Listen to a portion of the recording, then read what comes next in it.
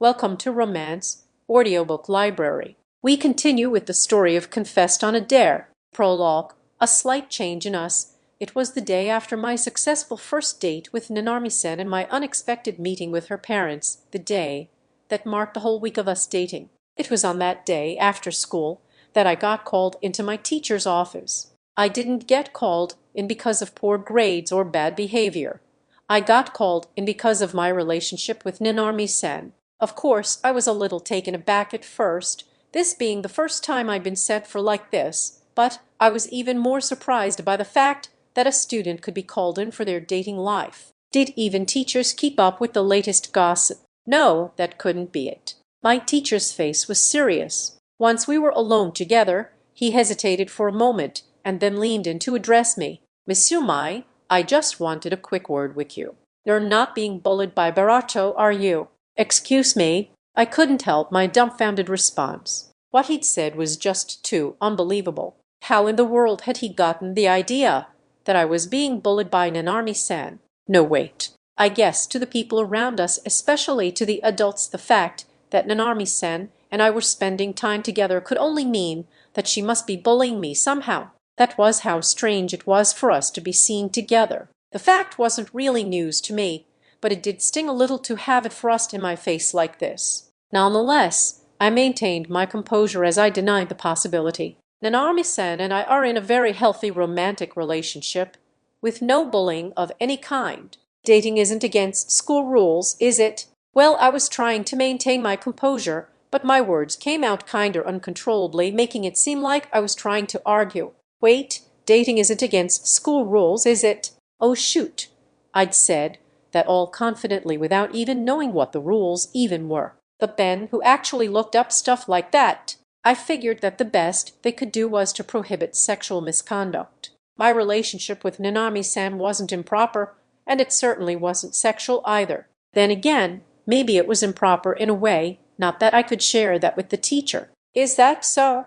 my teacher asked, unable to hide his suspicion. It seemed that no matter what I said, he just couldn't believe that she and I were actually dating. That I couldn't blame him for. But I insisted that there was absolutely no bullying involved. In fact, in the second half of our conversation, I spent more energy trying to convince him that Nanami-san and I were actually going out than I did trying to deny any bullying accusations. It was beyond embarrassing having to sit there telling him about all the things she and I were doing as a couple. Why in the world am I having such a TMI moment with my teacher? I wondered, but despite my misgivings about sharing all those lovey-dovey details, I was desperate not to accept such slander against either of us. After all my efforts, the teacher sighed with relief. "I see, so that's what it was. My apologies for the offensive question." With that he bowed to me deeply. I wasn't at all accustomed to having an adult apologize to me, so I ended up getting more flustered. At the same time, I couldn't help feeling dissatisfied. I mean, if my words alone were enough to convince him that Nanami-san wasn't bullying me, then I wished he hadn't thought to suspect she was in the first place. It seemed the teacher had noticed my look of mild frustration, because he smiled wryly and took a moment to explain. "You see, some of the other teachers became rather concerned after your episode in the nurse's office. They thought that perhaps you were pretending to date in order to hide something." "Oh, is that right?" I realized that it was just a rumor, but since someone raised that possibility, I had no choice but to follow up on it. Since the circumstances were somewhat peculiar, rumors like that were to be expected. At least I finally understood why he'd called me in here to ask about bullying. And you know, maybe I shouldn't say this, but the teacher hesitated for even longer this time, but he spoke to me sincerely. "The two of you are all quite different types of people, you know, and you didn't seem to interact much before all this. So I guess I worried that you started associating with one another for an unsavory reason." He may have chosen his words carefully, but I really felt he was saying all this in good faith. We were, after all, the Gyaru and the introvert, who truly hadn't so much as spoken to one another before any of this had happened. It was only natural for the teachers to find that peculiar, but this also meant we couldn't of them finding out the actual truth. We are actually only dating because of a dare. It was sad that they were more likely to believe that truth than that we were going out for real, but we absolutely couldn't let them find out. There's no reason to tell them so I might as well keep my mouth shut. Silence is golden after all. Even so, the fact that someone would consider Nanami-san bullying me felt like an insult to her. Nanami-san is truly kind and sweet. I'm lucky to be going out with her. The teacher's eyes widened at my sudden remark. I even got to meet her parents after our date yesterday. There's nothing sketchy going on between us, so please don't worry. My tone was much more forceful than I'd intended. The teacher blinked a few times in astonishment. Yee, there was definitely no need for me to keep talking about how great our relationship was, but I just couldn't help myself. Perhaps because he'd never seen me act this way, the teacher grinned a little. It seems she's been a good influence on you, he said, finally reassured about the circumstances behind our relationship. Despite the way she presents herself, Barato's attitude in class is excellent and her grades are even better than yours. I know she's not the type to get mixed up with unsavory things like bullying, but as your homeroom teacher, I just had to ask. Once again, I apologize. He bowed to me a second time. I guess being a teacher is harder than it looks. Still, his incessant apologies unnerved me a little, making me feel somewhat guilty myself, so I apologized back for having been so direct. And with our exchange of apologies, my meeting with my teacher came to a close. However, as I was leaving, the teacher called to me one last time. To think you'd go from being so reserved to speaking your mind so easily. It probably wouldn't hurt to have Barato tutor you with classwork too. Her grades are top-notch, you know, and I really changed that much. I didn't feel any different. Still, I had no idea Nanami-san's grades were that good. Maybe I really should ask her to tutor me. I bowed to the teacher as I left his office and headed back toward the classroom. Would Nanami-san even still be there? I'd told her to go on ahead without me, but she'd said she'd wait so that we could go home together. My short diversion had taken longer than I'd expected, so I picked up the pace so as not to keep her waiting any longer than necessary. When I finally reached the classroom, I took a moment to steady my breath and reached for the door handle. But just as I was about to open the door, I heard voices coming from inside. I froze, overcome by a mild sense of déjà vu. The only difference was that the door had been open last time, while this time it was closed. I so didn't expect you to go for a total introvert like Miss Yumai. I mean, for real, did you just pick his name out of a hat or something? Did you know that the guys Nanami rejected before are now on this weird introvert kick because they think that's somehow more popular with girls? Seriously, guys are so dumb. But don't the guys who were always introverts seem way cuter? But come on, why are you dating Miss Yumai? Does he have cash to blow or something? The voices I heard were all female, but none of them belonged to Otafuke-san or Kamonai-san. Were these more of Nanami-san's Jaru friends? I didn't recognize any of them, but all the girls seemed to know me. Their teasing comments came one after another, including many that made fun of Nanami-san. I guess that's just how it goes. I mean, she's going out with me, so of course they'd say stuff like that. We were as far as a couple could get from being a good match. I'd already knew that, but hearing it like this, it was obvious. That's why I felt kinder sorry for Nanami-san, but I couldn't hear her objecting. The girls continued, speaking their minds without interruption. They weren't insulting either of us per se, but they were quite eager to compare me with guys Nanami-san had rejected in the past. And all the while, I just stood there, frozen outside the door, listening. Everything they said was true. I wasn't tall. I wasn't good-looking. I wasn't rich, and I wasn't particularly good at sports or academics. I could only be described by all the things I lacked. The girls weren't trying to insult me. They were just curious about why she'd chosen me, but even so, I couldn't help feeling just a little bit bummed. Besides, what did Nanami-san think of all this? I quickly gave up trying to guess and resolved to head into the classroom when I heard Nanami-san speak up for the first time. Well, all I can say is that compared to all of the guys who asked me out, Yushin is hands down the best. I felt a shiver run up my spine. The girls all laughed, oblivious to Nanami-san's slight transformation, but she simply ignored them and carried on. That's why I confessed to him. I guess compared to Yushin, those guys are all so ordinary. Hearing Nanami-san's assertion that left no room for debate, The other girls grew silent for a moment and then burst out laughing. Their laughter alone implied the utter ridiculousness of thinking that I was better than those other guides. Yeah, even I wanted to tell Nanami-san that that was a touch too far, and besides, Nanami-san continued chatting with the girls, her tone completely different from before. Earlier, too, her voice had sounded deeper and more serene than I remembered it, but now it was like the voice of an entirely different person. Her words carried a kind of allure and sexiness that made everyone in the classroom grow silent. This wasn't like the silence that had preceded their laughter earlier. No, this was a silence that came from them being completely captivated by Nanami-san. I couldn't resist cracking the door open to peek inside. The opening was such that I could just catch a glimpse of Nanami-san's face, which bore a look that I'd never seen before. Recrossing her legs, Nanami-san began to explain. When Yashin takes his shirt off, he has an amazing body. Nanami-san, I just about choked on air, but Nanami-san didn't stop there. No one could stop her. So much so that, once you've been held by him, you can't possibly think about anyone else holding you. Don't you think guys like that are hot?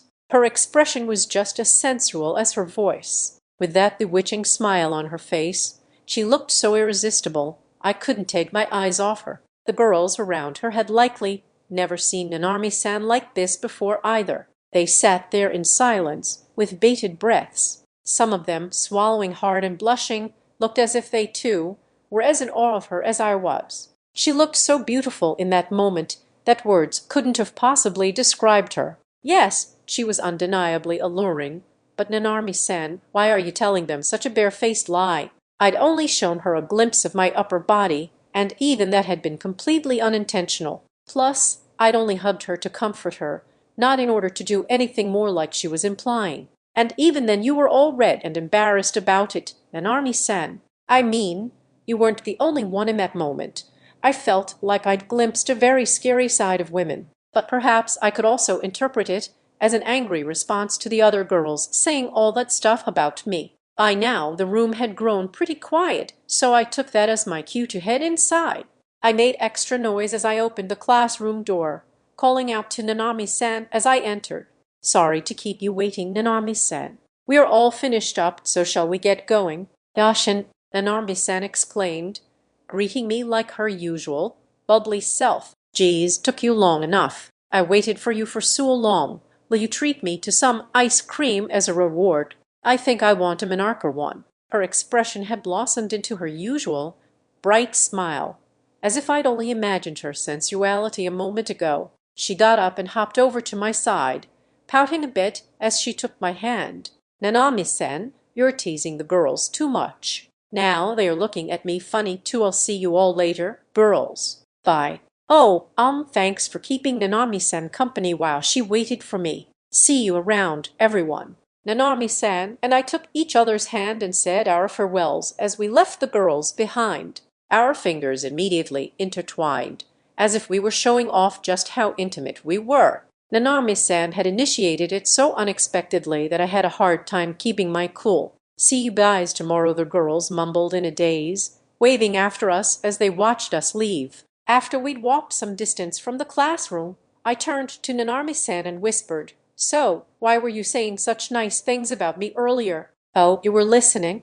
Nanami-san stuck her tongue out at me and smiled like a little girl who'd been caught mid-prank. There wasn't a hint of the allure around her that had radiated from her moments earlier. She truly looked like an innocent child. Where in the world did she learn to look like that? It's just that no one else seems to get how awesome you are. That's why I thought I'd give them a little hint of your various charms. You really should be praising me a little more for going through all that trouble. She swung around our linked hands in a large semicircle, looking at me with a sidelong glance. All right, I get it. Thank you. But I really don't know what various charms you could have possibly shared. Besides, I really only need you to know any of that stuff. It was true that she'd stood up for me, which I felt it was important to thank her for. Even so, her valiant efforts probably weren't going to change other people's evaluations of me. More importantly, there won't be any weird rumors going around now, right? Though I suppose the only thing that mattered was that I could be with Nanami-san. All of a sudden, I noticed that our surroundings had grown silent. Wait, Why wasn't Nanami-san saying anything? She was looking down at her feet, her cheeks flushed. Seriously, why are you always like that? How can you say something like that so casually? I had to stop and think for a moment to figure out what she was referring to. Oh, right. I get it. I hadn't thought much of it, but I guess it was a cheesy thing to say. It seemed I was more easily influenced by others than I thought. We fell silent as our eyes met, but soon we were both laughing. Nanami-san squeezed my hand. It tickled a bit, but the warmth of her hand was soothing. When I looked at our hands, linked like those of lovers, I couldn't help recalling our date from yesterday. I'd taken her hand, and today she'd taken mine. Now that I thought about it, I was pretty impressed that I was able to do that at all. Nanami-san seemed to be in an excellent mood as she hummed a little song about ice cream. She really did seem like an innocent child. After that first date, our relationship seemed the same as ever, but it had also changed slightly. I couldn't really decide if that change was for better or for worse. Actually, it might be for the worse, given how much my heart was pounding, but I wanted more than anything to believe it was for the better. Speaking of which, where did you learn to act all sexy like you did earlier? I was really surprised, I said. Oh, that. It's no big deal. I was just channeling my mom. Have you seen her look like that before? Well, you know, now and then. Actually, I was hoping you'd come back sooner, 'cause I was getting kind of embarrassed. Nanami-san blushed and smiled shyly. It was true all the girls had been in awe of her. In that case, I'll present you with an ice cream as a reward. Let's split it. Seeing her get so excited about ice cream made me smile. Her joy really made my small gesture worth it. Of course, I wasn't thinking a gift of ice cream would be enough to thank her for all she was doing for me, but even if it was just a drop in the bucket, I wanted to do something to show her how I felt. I wanted to grasp every opportunity. I had to do that. Chapter 1. An unexpected meeting. It had been 3 days since my date with Nanami-san had gone off without a hitch. Well, perhaps there had been a few hitches, but I was pretty sure it had gone well nonetheless. I had been called into the teacher's office the next day, but nothing really major had happened since then. All things considered, we should have been enjoying our days of peace, but that wasn't how things were developing. Not that I could honestly say that things weren't peaceful. No news was good news, and things really were quite calm. But the small change I'd felt the day after our date couldn't just be my imagination. How can I put it? It seemed that, well, Nanami-san seemed way more assertive, so to speak. Maybe I was just imagining things, but it certainly felt like her behavior had changed since our date. First, there was the way we held hands on our way to school. Before now, we had just held hands normally, my hand cupping hers and vice versa. But after our date, we'd begun only holding hands in the way that lovers do, you know, the one where you intertwine your fingers. I know I'd done that when I'd gone to her house too in front of her parents, no less, but who could have imagined that Nanami-san would start doing it of her own accord, and all the time, she sure was setting the bar high for someone like me. I mean, just because I'd done it once didn't mean holding hands with her like that would become any easier. But even with my hesitation, Nanami-san would tilt her head and follow up with another blow. Did you hate it? Not at all. My response had been immediate, with zero hesitation. Of course, I didn't dislike it. If I had any reason to hesitate, I would have rejected the very idea of holding hands like that in the first place. It was just that the psychological bar presented to me was an entirely different issue. A man's heart is complex and delicate. Indeed, no, maybe I was just a wuss. In the end, I'd ended up holding hands with her despite my inner turmoil, but I still wondered if I'd ever get used to it. I knew Nanami-san had changed,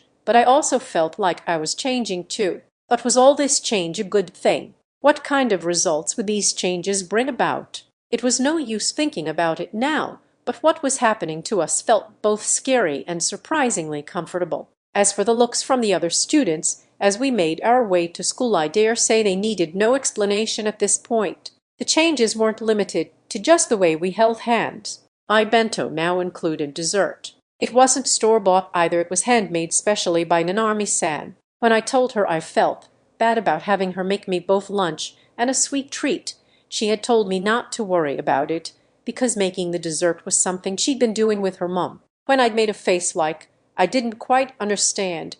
She'd explained that her mom wasn't much of a morning person, so it was Nanami-san's job to make breakfast and prepare the family's lunches in the morning. Apparently, this used to be her dad's job, but nowadays he, along with her younger sister, mostly just lent Nanami-san a hand. All the other housework was then done by Nanami-san's mother, who was a full-time housewife. And that, Nanami-san had explained, was how housework was divided up among her family. That was why Nanami-san had told me not to worry about the whole dessert thing, because apparently Tomoko-san did the prep while Nanami-san was at school, and when she got home, the two would make it together. But although she'd explained it to me like it was no big deal, I couldn't help myself worrying. "I do it because I like it," Nanami-san had said with a smile, "but boy, I really did have to step it up for our next date. If only I could decide where to take her finally," was the last change, perhaps the biggest change of all. It was a little embarrassing to think about, perhaps because it could all be my own imagination or self-consciousness, but I realize this preamble is getting a bit long, so let me just get to the point. It hadn't actually happened yet, but Nanami-san seemed to be trying to kiss me on the cheek. I mean, really. Maybe it was just my imagination, but it just seemed like there had been very little physical distance between us lately, and whenever the mood got kind of romantic, she would look at me all expectantly. Slowly, she'd lean in closer, and I wouldn't be able to move. But in the end, she'd just turn all red and freeze. Then she'd just sit there, her eyes glued to my cheek. The fact that her attention didn't seem to be focused on my lips was very Nanami-san, but that's beside the point. Please stop. This is too embarrassing. No, wait. I don't really want her to stop. But her continuing on like this was the cycle of complicated emotions that I'd been going through lately. Given the sudden shift in Nanami-san's behavior, I could almost hear her leveling up before my eyes, accompanied by the appropriate sound effects from a certain tokusatsu work. So that's how it's been lately. What do you think, Shibsu-senpai? You sure have some gall asking me that, knowing that Nanami-san flat out rejected me. It's to be respected. I suppose it was lunch break, and on this rare occasion I was hanging out with Shibsu-senpai. Since I'd come to see him, I thought it was a good opportunity to seek his advice. Nanami-san was currently with Otafuke-san and Kamilnai-san, most likely gossiping about any developments in our relationship. Though, since you've given me such a wonderful gift, I suppose I have no choice but to help out. Shibsu-senpai was holding very preciously, I might add, a clear cellophane bag filled with sweets. They were sweets handmade by Nanami-san cookies for today's dessert. I'd come to see Shibsu-senpai in order to share some with him. I know it wasn't quite the dish I'd promised him, but even knowing I lacked the generosity to match his, I still wanted to keep Nanami-san's cooking my own special privilege. So as a compromise, I'd suggested giving sweets to him instead, and he'd gladly agreed. When I'd brought the idea up with Nanami-san, she hadn't seemed to mind at all. In fact, she had also accepted, and quite willingly, at that. "Right. We have to thank Senpai for helping make you look so cool. Yeah, it's important to thank people," she'd said, smiling and clenching a fist of determination. I'd been so certain that she would resist the idea, I was taken aback by her response. But even that couldn't have readied me for what she'd said next. "And being considerate toward your surroundings is important, for when I become a wife." I was pretty sure she'd only said that to herself. But no matter how quiet that mumble had been, the words had traveled straight to my ears. It seemed I wasn't destined to be the protagonist who struggled to hear things. My cheeks flushed the moment I heard her. "I have no idea how I'm supposed to respond. Please, someone, help me," since I couldn't very well pretend I hadn't heard her. I said, "I'm a lucky guy for having such a thoughtful wife," to which she responded by blushing and slapping me on the back multiple times. I wanted to believe I'd made the right choice, at least. Even the pain in my back where she'd slapped me had felt reassuring. And no, I was not a masochist. With that settled, Nanami-san had baked a few extra cookies for Shibsu-senpai. She really was speedy when it came to things like this. And here I was, having presented the cookies to him. At first, Nanami-san had offered to give them to our upperclassman herself, but that was when a side of me that even I hadn't known about had surfaced. I'd told her that I didn't want her giving handmade treats to a guy other than me. I never thought I could conjure up such an embarrassing display of possessiveness. I know I should be more generous, but considering the other side of me that had no interest in sharing Nanami-san's cooking, I never knew that I was such a jealous type. I'd been kind of scared that she might be turned off by my jealousy, but Nanami-san had just blushed and conceded, and so here we were. Narrowing his eyes, Shibutsu-senpai sighed and responded in an exasperated manner. You asked me what I think, but you're enjoying all this, aren't you? I don't see what the problem is. In fact, it wasn't that he did so in an exasperated manner, he was exasperated. I am kind of enjoying it, but I'm not sure how I'm supposed to respond, and neither do I. Well, that was quite the declaration. Senpai was fiddling with the bag of cookies I'd given him, but rather than eating them, he continued speaking. Even with the preface that this was just his personal opinion, he answered my question with sincerity. Based on what you've told me, it seems like you're starting to panic cause Barato-kun's making shot after shot. She's pulling further and further ahead, which is making you anxious, and that anxiety is wiping out your composure. He translated the situation into basketball speak, but for the most part, he was correct. Right now, I was receiving so much from Nanami-san that I wasn't sure if I'd be able to repay her. This wasn't a relationship on an equal footing. I was taking so much my heart was starting to ache. Shibutsu-senpai seemed to have seen right through me. When he next spoke, his voice was a bit more gentle. It's especially at times like these that you have to remain calm and take your time with your next shot. The more anxious you feel, the more composed you must aim to be. More composed. That's right. That's how you make an upset possible. So we're still talking about basketball? Huh? But he was right about the fact that I'd been behaving a little bit off lately. Nanami-san and I weren't playing a game of basketball. This was really just my one-sided challenge. It was the biggest challenge of my life to get Nanami-san to like me. Despite that, I felt like I was only taking from Nanami-san, and I was starting to panic at the thought that there was no way she'd come to like me if I kept this up. Yet, it was a good thing I brought this up with Shibutsu-senpai. Talking to him made me feel a little calmer until he dropped a bombshell, that is. That's why you should be the one to kiss her. On the cheek will do, but on the lips would be just as good. I felt a burst out of dry, empty laughter escape me. Wow, that was such a classic move. I didn't realize people actually did that when they were surprised. What are you saying, senpai? I just figured that if you're aiming for an upset, that would be the only way to do it. He says it like it's no big deal. This is why good-looking guys are so hard to talk to. I wouldn't be in this dilemma if I could do that in the first place. I was completely flustered and useless just thinking about a kiss. Doing it in real life would be damn near impossible. That was when I realized that Shibutsu-senpai was still fiddling with the cookies. What's going on?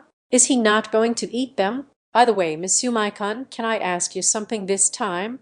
Sure, go ahead. If it's something I can answer. What should I do with these cookies? I want to eat them, but I also want to treasure them. Please eat them. If you want to keep them, why not just take a photo? Shibutsu-senpai looked at me as if I'd blown his mind, and then proceeded to take photos of the star-shaped cookies. I, too, had taken photos of my cookies before eating them. I looked at him out of the corner of my eye as I sat there scrolling through the photos. The cookies that I'd gotten from Nanami-san had been shaped like hearts. Nanami-san always does stuff like this with zero hesitation. Geez, it makes me so happy. Shibutsu-senpai soon finished taking his photos and began eating the cookies and getting deeply emotional. Aren't you eating too, Miss Yumai-kun? Would you like half of mine? Oh, no. I've already had some. Those are all for you.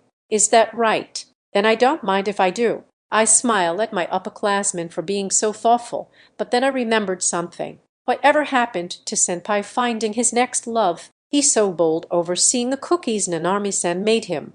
Does that mean he's not completely over her yet? No, that couldn't be it. But maybe I should check, just in case. So how's your search for love going, senpai? Art love. About that. I've given up looking, he said bluntly through a mouthful of cookies. What happened? Seeing the suspicion on my face, my upperclassman smiled reassuringly, sporting a cookie crumb on one corner of his mouth. Even that didn't detract from his dashing good looks. Life was so unfair. Oh, I've no lingering feelings for Barato-kun, so don't you worry yourself, he said. I've decided to focus on basketball for the time being. What happened? I realized when I lost that match to you that I'm not ready to think about things like love and relationships." He tossed another piece of cookie into his mouth and looked up at the sky with a faraway gaze. No, we can't say you actually lost that game. The result was mostly down to me pulling cheap tricks. My dream is to become a professional basketball player," he said. I'm pretty sure the fire in his eyes wasn't an illusion, but in playing against you, I realized I still lacked the devotion and diligence to achieve that. So love is on hold, for now.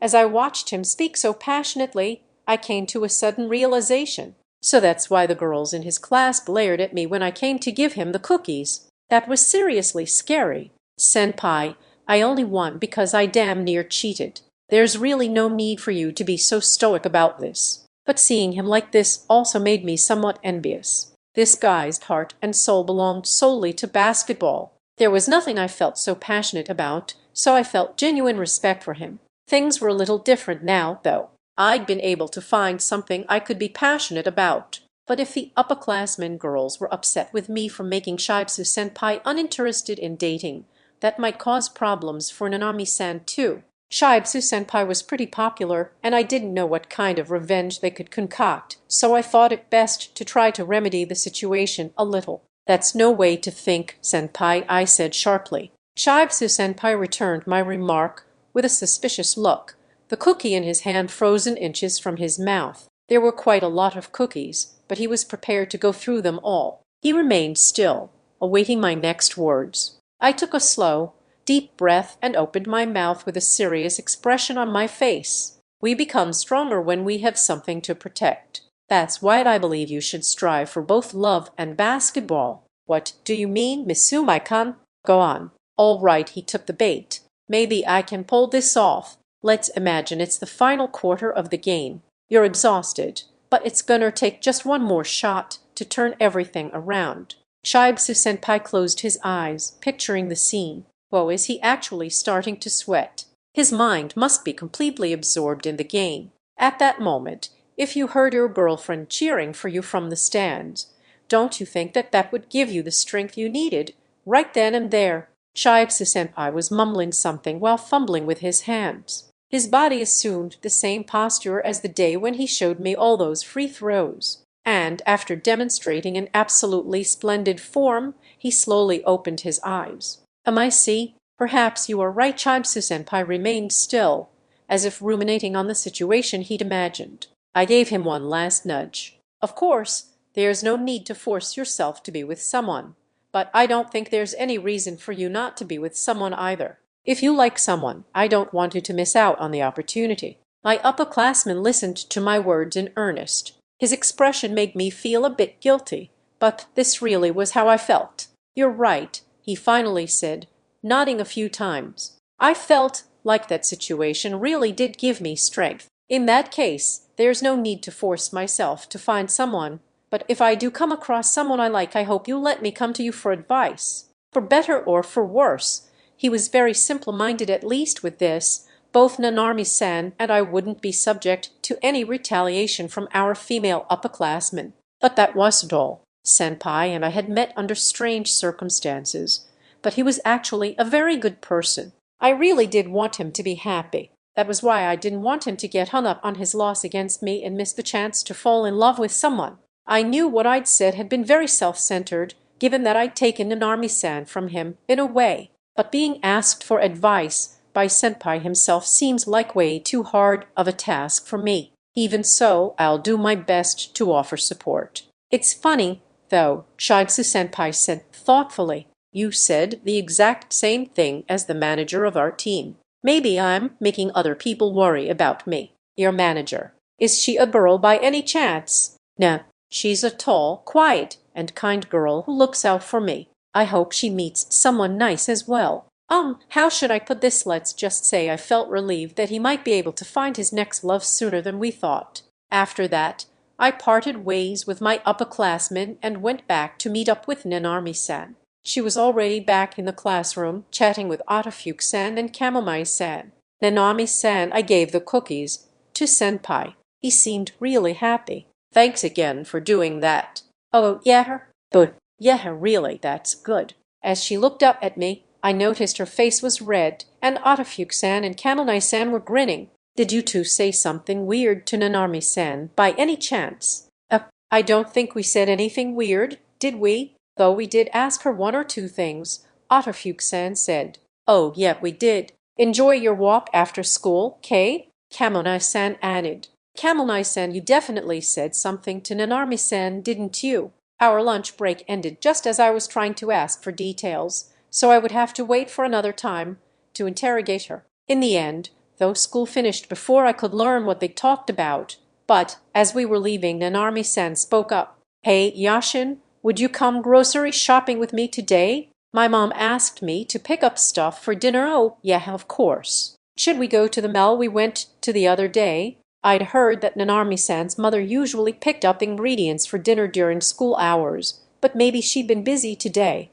Yeah, and do you want to get boba together too? Bubber, you mean those round, bubbly things? Yeah, you've never had it before, right? There's a boba place in the mall. The hype around it has kinda died down, so we probably don't have to wait in line for too long. So this is what those two were grinning about. There was such a contrast between Nanami-san's appearance and the way she kept stealing glances at me while bashfully fidgeting that I couldn't help feeling overwhelmed by how adorable she was. It was such a cute, modest request, there was no way I couldn't honor it. Sure, let's go for it. If it's something you want to do, I'm happy to do anything at all. She smiled at me brightly, looking a mix of happy and relieved. Gosh, I'd be happy to fulfill requests like this anytime. Nanami-san really is the cutest. All right, I'm gonna treat her to boba. That's something a boyfriend should do. But just as I was thinking such grandiose thoughts, and let's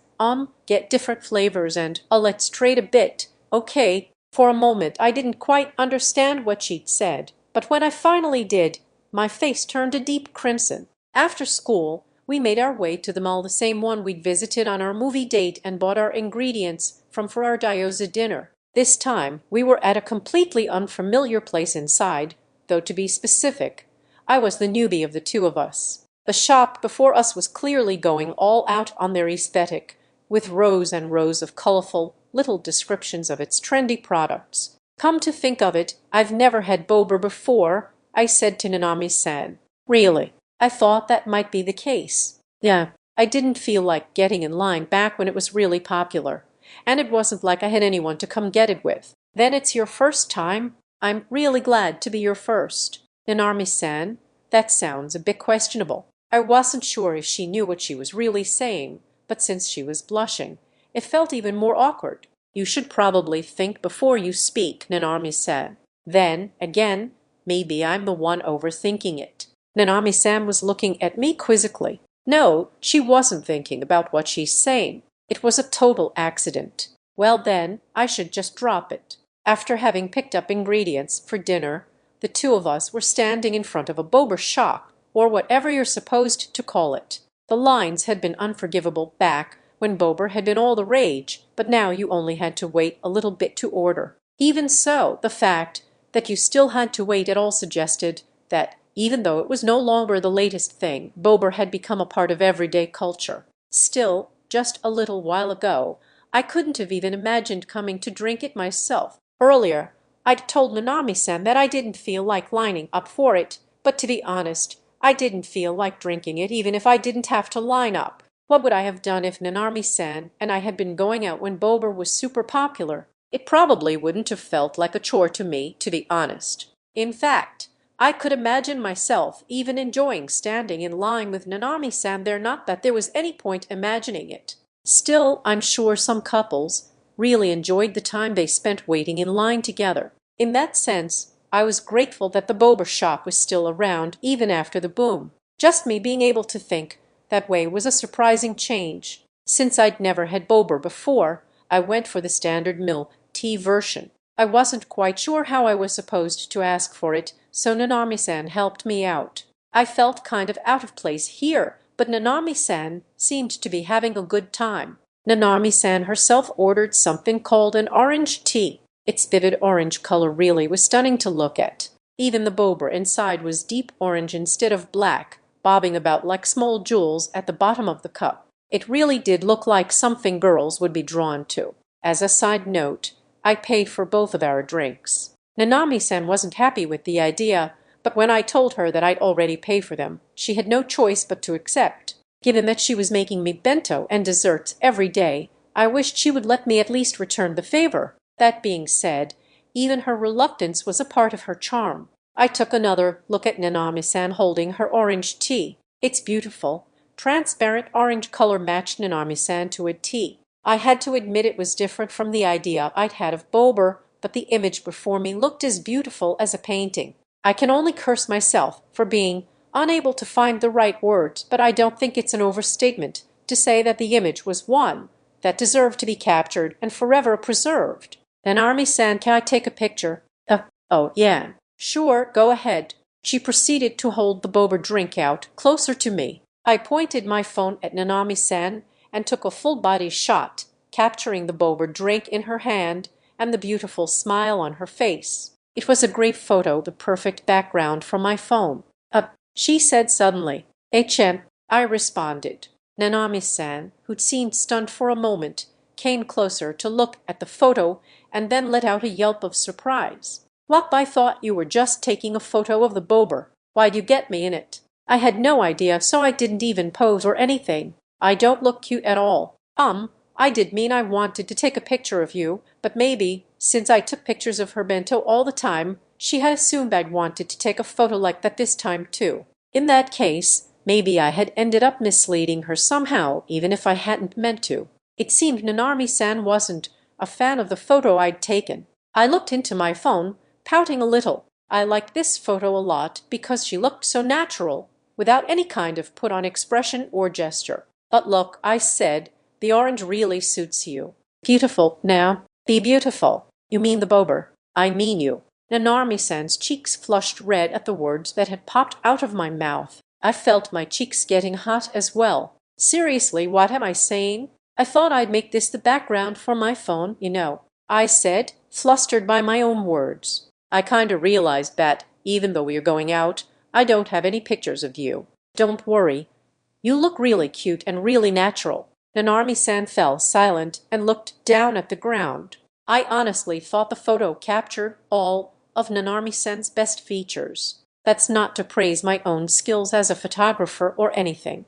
I'm talking about the model herself. I couldn't make it my lock screen because then my parents would see it, so I'd just have to set it as my wallpaper. Geez, then I'm gonna take a picture of you too and set it as my background. But you're right. Why haven't I taken any photos before now? I wasn't even thinking. Anyway, strike a pose. Yashin, Nanami-san commanded, albeit confusedly. I couldn't possibly strike any worthwhile pose in the end. I settled for holding the boba in one hand and standing there like a normal person. Nanami-san blinked at me, utterly unconvinced. "Yup, that's a no-go. Yashin, can you do something a bit more interesting? Here, make a little peace sign.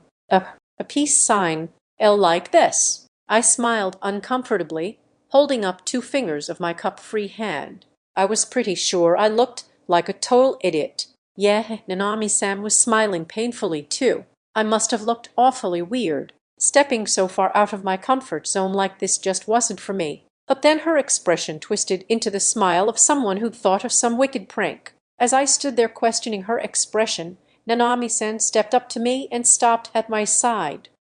What happened to the photo?" Nanami-san paid me no mind and instead turned to face in the same direction I was looking. She then brought her face close to mine, close enough for our cheeks to touch. Actually, our cheeks did touch, and I could feel the softness of her skin on mine. I had no time to react as she extended her hand. She positioned herself, and I heard the camera shutter click. All right, I got it. I got a picture of us both. Seeing Nanami-san all excited about her photo, I was finally able to move. The movement was sudden, like a character in a game jerking into motion after posing for a long time. I inadvertently turned my face toward the excited Nanami-san, completely forgetting the fact that her face was right next to mine. I'd meant to turn my whole face and body toward her in order to look at her, but I hadn't even thought about what would happen if I did. And as a result, this is hard to admit, but my lips touched Nanami-san's cheek lightly, just slightly, but they definitely made contact with her cheek. I thought I heard the sound of my lips touching something very soft. I immediately pulled back, but the soft sensation of her cheek remained there. Nanami-san looked at me, unsure of what had happened. Then, slowly, she raised her hand to press it against cheek. She murmured, staring at me with her hand in place. I looked back at her, unable to say anything either. Oddly enough, at that moment, I realized that I'd ended up kissing her on the cheek. It was just as Shiatsu-senpai had said.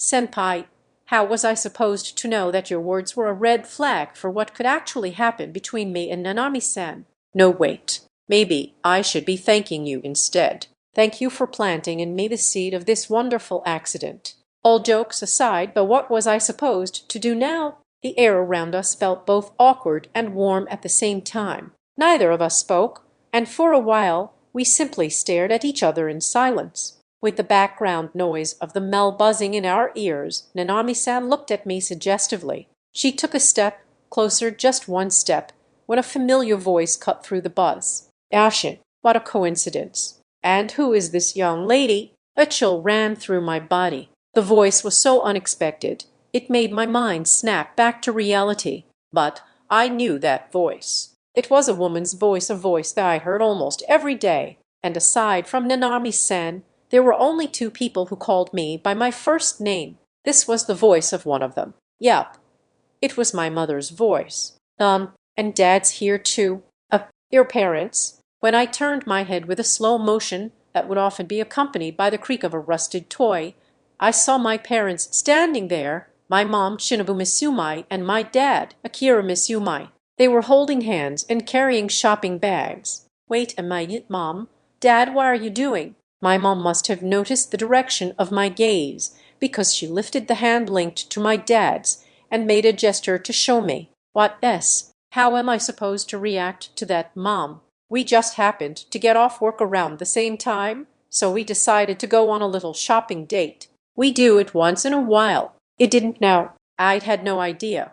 I'd never heard about it, and even if they had told me, I wouldn't have known how to react. Isn't it natural to hold hands with the person you like? Oh, and by the way, we are having ginger pork for dinner. Honey, I don't know if we should be saying things like this to our son. As usual, my mom was maintaining her straightforward gaze while unhesitantly expressing her love for her husband. My dad, on the other hand, held his head in his hand that still held the shopping bag. My mom was a cutia, the kind of person who seems cool on the surface, but is very generous in their affections with the people they like. Not that I want to categorize my mom into pop culture tropes, but if I had to, she'd be that. She always looked calm on the surface while telling my dad how much she loved him. The two were also very touchy-feely at home.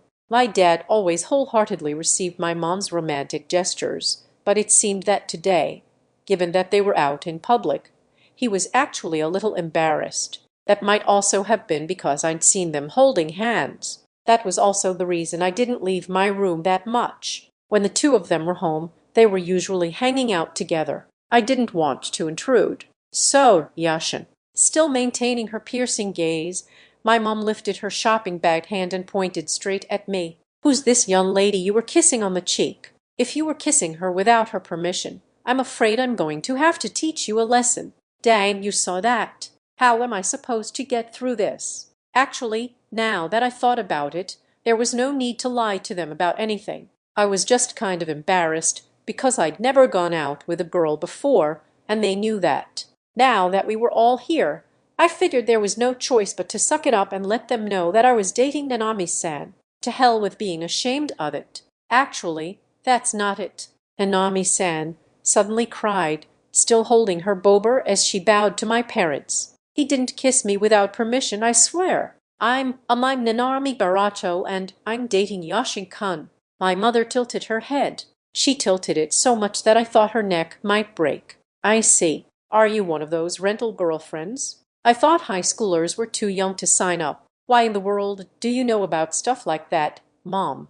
In any case, my mom didn't seem to understand what Nanami-san was saying, as she was uncharacteristically perplexed. That wasn't surprising, considering I, of all people, had gotten myself a girlfriend, not to mention one that looked like a total gyaru. If I had been in her position, I probably wouldn't have believed it either. It was almost as unbelievable as hearing that my mom or my dad had had an affair. And for real, I'm Yashin-kan's actual girlfriend. Desperate to have my mom believe her, Nanami-san copied my mother and held up my hand, fingers interlocking, to show it off to her. When my mom saw this, she dropped her shopping bags with a loud thud. She must have been really shocked. I didn't often see my mother act like this. My dad, on the other hand, was looking at my and Nanami-san's hands and nodding as though impressed. "Unreal," said Mom. "Yashin's girlfriend? We shouldn't be standing around here like this. Maybe there's a cafe somewhere. Oh, but you both already have drinks, so maybe we can't take them in. What should we do?" Well, let's see." My usually cool-headed mom was, on this rare occasion, visibly perplexed.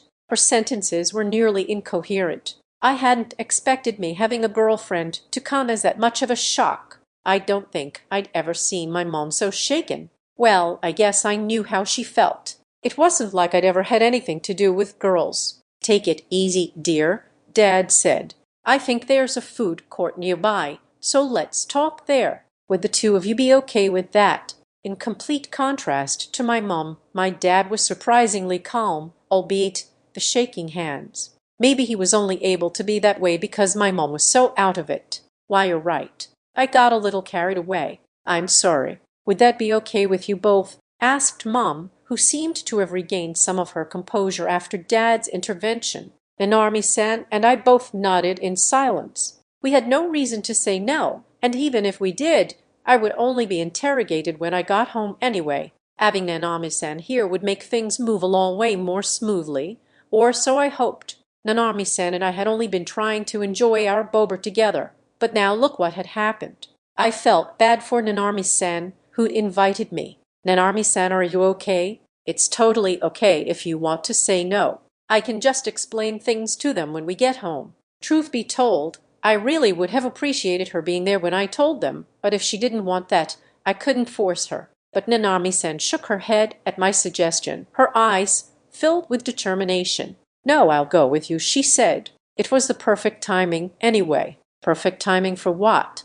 Nanami-san hesitated for a moment and then turned to me with a serious expression. "The thing I wanted to ask you today was whether you'd let me introduce myself to your parents next weekend." The determination in her eyes had become even bolder. "Wait a minute. What did you just say? Introduce yourself, Nanami-san? You were thinking about something like that." I admit I was surprised to hear that. At the same time, something clicked in my head. So this was what Otafuke-san and Kamomai-san were grinning about. They'd probably already heard from Nanami-san that she wanted to meet my parents. Dang it, I felt like I'd been had. Actually, I wanted to dress a little nicer so that I could make a better impression. I totally didn't expect to meet them here today. Nanami-san looked at her uniform and smiled awkwardly. It was altered to suit her typical Gyoru style, with her skirt rolled up and more skin showing than the dress code really allowed. She seemed to be worried that her outfit had given my parents a bad impression, but what she said next ended up concerning me more. "I guess it can't be helped, it must be calmer." She said it in only a soft whisper, perhaps not intending for me to hear. Even so, my hearing was pretty good. I clearly heard what she said, her words that expressed both regret and repentance, as her expression was tinged with sadness. Calmer. She was probably talking about the dare. I could only pretend that I hadn't heard her, and to help calm her down, I squeezed her hand to reassure her and smiled softly. "It's totally fine. They'll see how nice you are regardless of what you're wearing. They are my parents, so you have nothing to worry about. Yashin, besides, even if they do say something because we are kids, they are probably not gonna stop us from dating." "Yeah, thanks. That's right." Nanami-san was a good person regardless of what she wore, and I trusted my parents to be the kinds of people who wouldn't judge a person by something so shallow. Everything was going to be fine, right? They'd been shocked and all, but I trust you, Mom and Dad. Once the four of us had made our way over to the food court, we picked a table toward the edge where only a few people were sitting around. Nanami-san and I still had our drinks, while my mom and dad bought themselves bottled teas. As if to calm themselves, the two of them gulped down half the bottles and then let out simultaneous sighs. Then, with their nerves put somewhat at ease, they looked at us, or rather, they looked at Nanami-san. "Please allow me to introduce myself properly. I'm Yashin's mother, Shinobu Misumai. It's nice to meet you, Barato-san. And I'm his dad, Akira Misumai. It's a pleasure, Barato-san. The pleasure's all mine. Please call me Nanami." My parents bowed, and Nanami-san, who seemed a little nervous, followed. Unsure what to say, I just sat there, watching them in silence. However, when I saw my parents, I opened my eyes wide in shock. Both my mom and my dad had tears welling up in the corners of their eyes. "What's wrong? Why are you both crying?" I exclaimed. Despite my shock, my parents didn't even bother to hide their tears before speaking up again. "I mean, we'd always thought our son had no interest in dating, but here he is dating such a lovely young lady. It's like a dream," my mom said. "Yeah, we've never really spoken about it, but I never thought I'd see a scene like this. It's the pinnacle of happiness for a father," my dad added. It seemed that, despite our concerns, my parents had both accepted Nanami-san the moment she introduced herself. That was great on its own, but I wished they'd stop mentioning my lack of a dating history. I mean, seriously. That said, I realized this really was the first time they'd seen me with a girl. In any case, weren't you guys a bit too quick to believe we were going out? I mean, it's a lot better than you doubting us, but even though they did believe us, their reaction had been far too dramatic. How little did they think of me for them to be so happy that I had a girlfriend. "What are you talking about?" Mom asked. "She wasn't angry with you when you kissed her on the cheek. You two were holding hands like lovers, and even now you're holding her hand in secret, trying to reassure her. How could you two not be dating?" Nanami-san and I jumped in surprise. How the hell did Mom know that we were holding hands under the table? She'd have probably seen through the gap between the tables when she'd bowed to Nanami-san earlier. My mom sure was sharp. But she was right. I guess it was less likely for someone not to believe that we were going out, given the stuff they'd seen. I mean, the kiss was just an accident, so I wished they wouldn't bring it up. I especially didn't need to hear about it from my parents. Whether they knew how I felt or not, my parents' attention seemed to be focused only on Nanami-san. "Barato-san, no. Nanami-san, I know our son has many faults, but I do hope you look after him," my mom said to her. "I know I'm biased as a parent, but I think our son's second to none when it comes to kindness and sincerity. Please do stay good friends with him," my dad chimed in. Again, my mom and dad bowed in unison to Nanami-san. Nanami-san seemed flustered, unable to figure out how to respond, but after taking a very deep breath, she smiled. It was that same kind smile of hers I loved. "Of course, Yashin-kun is a wonderful person." I turned to look at her. Even now, I just couldn't get used to being praised in such a straightforward manner. I was a little embarrassed. "He's very kind, and he always eats the lunches I make for him and tells me that they are delicious. Even without all that, he spends loads of time with me. That alone makes me feel happy and fulfilled." "Lunches, you say?" Oh, shoot. I'd been keeping Nanami-san and I's relationship a secret, so of course I'd kept the bento thing a secret too. Yikes, my mom's gaze was piercing right through me. That was a look she gave when she'd locked on to a target. It was a look of anger. Well, of course she'd be angry. I'd brought this one upon myself. I instantly gave in and decided to tell them everything. That Nanami-san made me bento every day. That I'd put the lunch money my parents gave me toward our dates. That our dates were a way for me to thank Nanami-san for cooking for me. That I'd met Nanami-san's parents after our first date. So yeah, I basically told them everything. "I hope you're prepared for a lecture when we get home, Yashin," my mom said. "Understood." Hearing my mother's thunderous voice, Nanami-san jumped in to defend me. "It was all on me, I swear. I wanted to do it, so please don't be angry with Yashin-kun." As I sat there, moved by her angelic kindness, I noticed that my mom seemed even more moved than I was. "Nanami-san, you're such a nice girl. You're almost too good for this son of ours. Yashin, you'd better not let Nanami-san go at all costs." If you make her sad or cheat on her, I'll be on her side, whether you're my son or not. I'd never do that. I even promised her parents I'd protect her and never hurt her. Nanami-san is the most attractive girl there is, so of course I'd never cheat or betray her. As long as you're committed, then you have your mother's support, Mom said. I was glad she already approved of Nanami-san. In fact, it seemed as though she were more interested in supporting my girlfriend than in supporting me. Relieved, I looked over at Nanami-san and saw her blushing. What's more, Dad was telling her something in a whisper. Shinobu, my wife and Yashin have very similar personalities. Once they've set their mind on something, they are more committed than anyone else. They have a very straightforward way of expressing their emotions, he told her. I think I have an idea what you mean. Unlike my mom, I had no idea. And how did Nanami-san know that? Don't worry, you'll get used to it sooner or later, he said. You think so? He's always making my heart race. Well, I admit that I'm not entirely used to it either. More often than not, Shinobu has the upper hand. I know the feeling. I guess it's not a bad feeling, though. Oh, and of course, as a father, I'm rooting for you both. My dad and Nanami-san were giving off a weird sense of solidarity, laughing together, as though they'd found a comrade of similar circumstances. I was glad the two of them were getting along so well, but did I really have to believe I was similar to Mom? Did I say embarrassing things like she did? I was gonna have to be careful from now on. Anyway, I hadn't realized my dad wasn't used to my mom's way of showing affection, though I guess I do always see him looking like he was getting knocked off his feet by my mom. And they were always so lovey-dovey together. Nanami-san, you look like you're totally convinced by what Dad's saying, but I feel like you're always the one making my heart race. Why are you agreeing with him so much? I guess we're gonna have to talk about that at some point. Speaking of which, Yashin, if you really do like Nanami-san, then surely you can tell us what you like so much about her.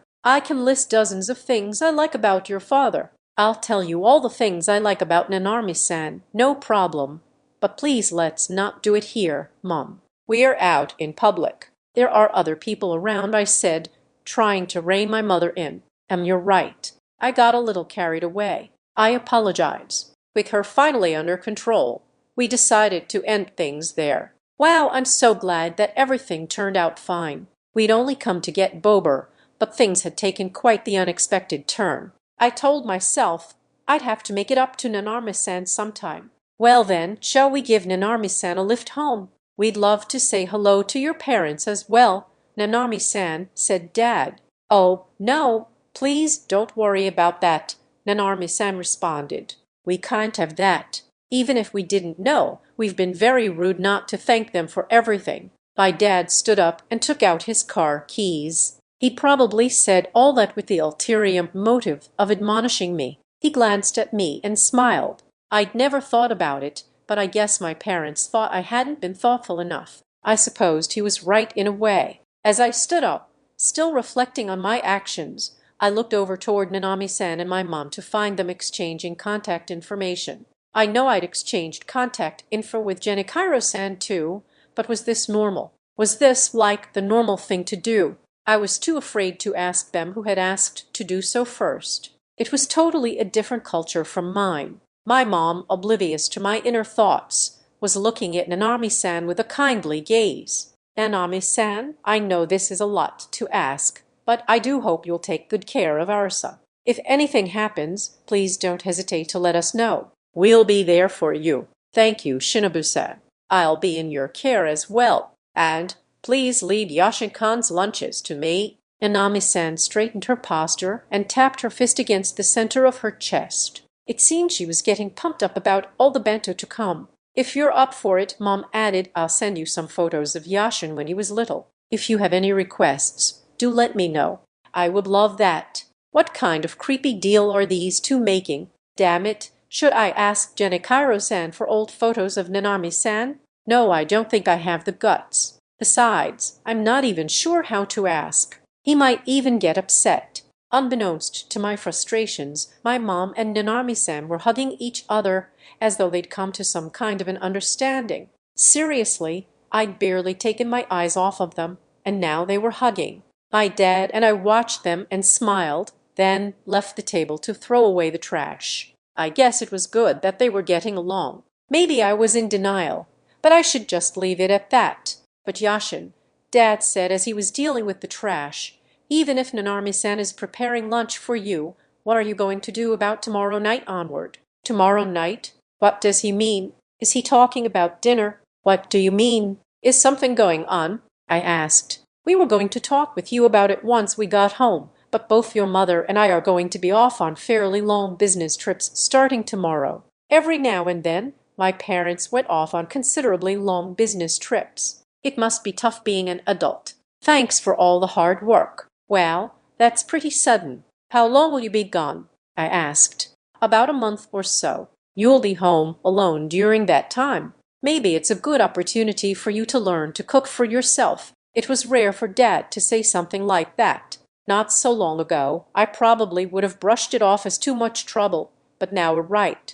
I can't just eat toast and cup noodles every day. Maybe I will give it a go. When Nanami-san and I had cooked together that time she'd come to my house, it had turned out surprisingly fun, although that was probably because I'd been cooking with Nanami-san. But Dad was right in that them going away was a good opportunity to learn a thing or two. That way, in the future, I'd be able to return the favor to Nanami-san. Perhaps bringing each other dishes for lunch would even be fun, despite the difficulty. Yeah, that's a good idea. My next goal should be to learn how to cook. I'd already managed to clear Shibsu-senpai's kissing goal, even if that had been a total fluke. Just then, I realized Nanami-san was standing behind me. My dad and I spun around in surprise. Mom was just as alarmed by Nanami-san's speedy approach. I'm sorry, but I overheard. Did you say the two of you aren't going to be at home starting tomorrow?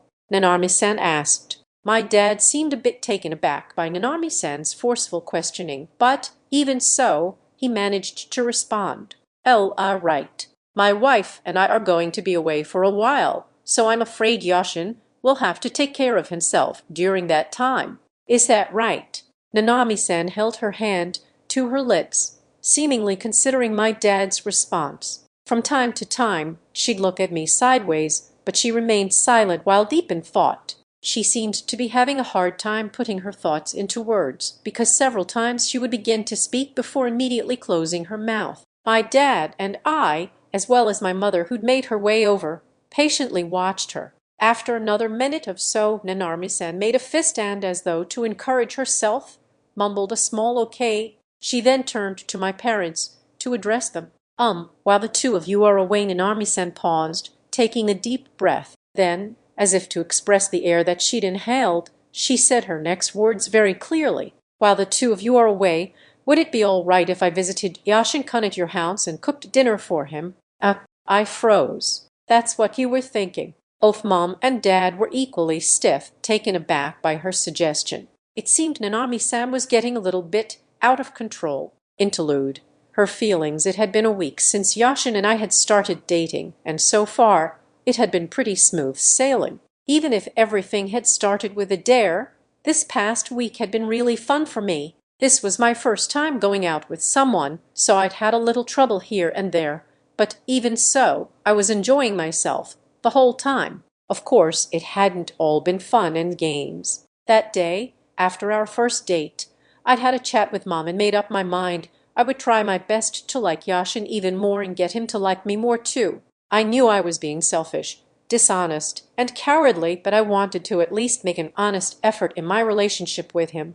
That was what I decided that day. But right now I was alone. Well, I wasn't alone, since I was with my friends, but I couldn't help but feel that way when they were saying all these mean things about Yashin. When I looked objectively at the scene unfolding before me, I had to take a moment to reflect. Did I used to say things like this too? None of my friends meant any harm. They were probably just going with the flow, since it was fun to joke around about this sort of thing, but still I wished he'd get back soon. Yashin had been called all by himself into the teacher's office. I wondered if something had happened and figured I'd have to ask him later. I'd chosen to wait for him because I liked walking home together, but then everyone had huddled around to ask me what was going on. It was fun to chat with them and all, but the comments targeting Yashin were kinder getting to me. I know I used to say the same sort of things in the past myself, but still, I couldn't help how I felt.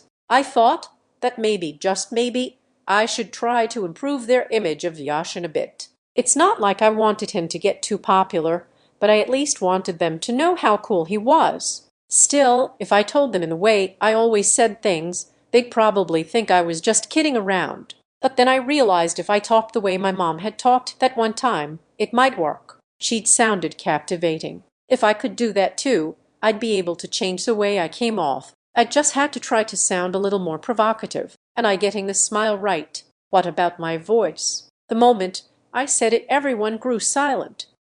What happened? What's with the change in mood? Why had everyone gone quiet? I hadn't said anything weird, had I? At that moment, Yashin had returned to the classroom, so we'd ended up leaving together. I never really did figure out what had happened. Well, if people understood how cool Yashin was, that was enough to make me happy. I just hoped that all that talk wouldn't make him popular with the girls. As I stood there recalling what had happened in the classroom, Yashin interrupted my thoughts. So which flavor do you want, Nanami-san? Oh, that's right. He's treating me to ice cream. Let's go for one of the Monarch ice creams. Oh, this new red bean-flavored one looks yummy. Okay, then I'll go get this one.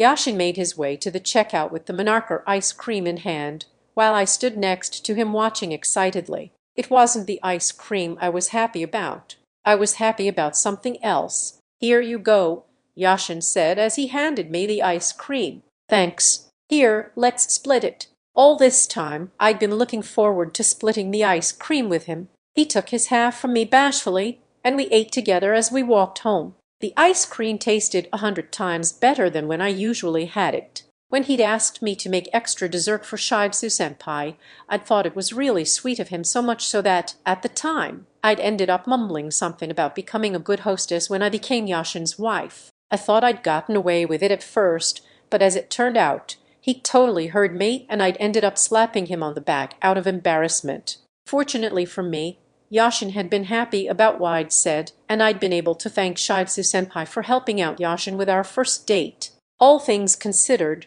maybe my sense of discomfort around guys had eased a bit. Yashin had given me a lot. Every day, I was surprised at the changes in me. Everything made me so happy, and I wished these days of happiness would never come to an end. And in the midst of these days of happiness, I was planning to ask Yashin for one thing. Although I knew it was a selfish request, I wanted him to let me meet his parents. Yashin had ended up meeting my parents due to a combination of various coincidences, but in the end my family had all accepted him. That was why I wanted to meet his parents too. I had no idea whether they'd accept me. First, I just wanted to meet them, and I wanted to be able to apologize to them with all my heart. That, too, was an important step for me. When I'd talked with Hasumi and Ayumi about it, they'd told me to go for it. You're gonna go introduce yourself as a potential bride, huh? They'd asked teasingly. That's not it. I just want to meet them and introduce myself as his girlfriend. The two of them had smiled at me as I'd shouted back at them, but this was their own way of encouraging me. I didn't tell them about the conversation I'd had with my mom, though. Now I was keeping a secret even from the two of them, but it was my own problem, so I couldn't help it. I was going to get even closer to Yashin, and I wanted him to feel closer to me too. I was probably feeling a little anxious too, which was why I was going to ask Yashin to let me meet his parents, or so I thought. But I never would have guessed that I would get to meet them before I'd even brought it up with him, especially not while Yashin was kissing me on the cheek, even if that was an accident.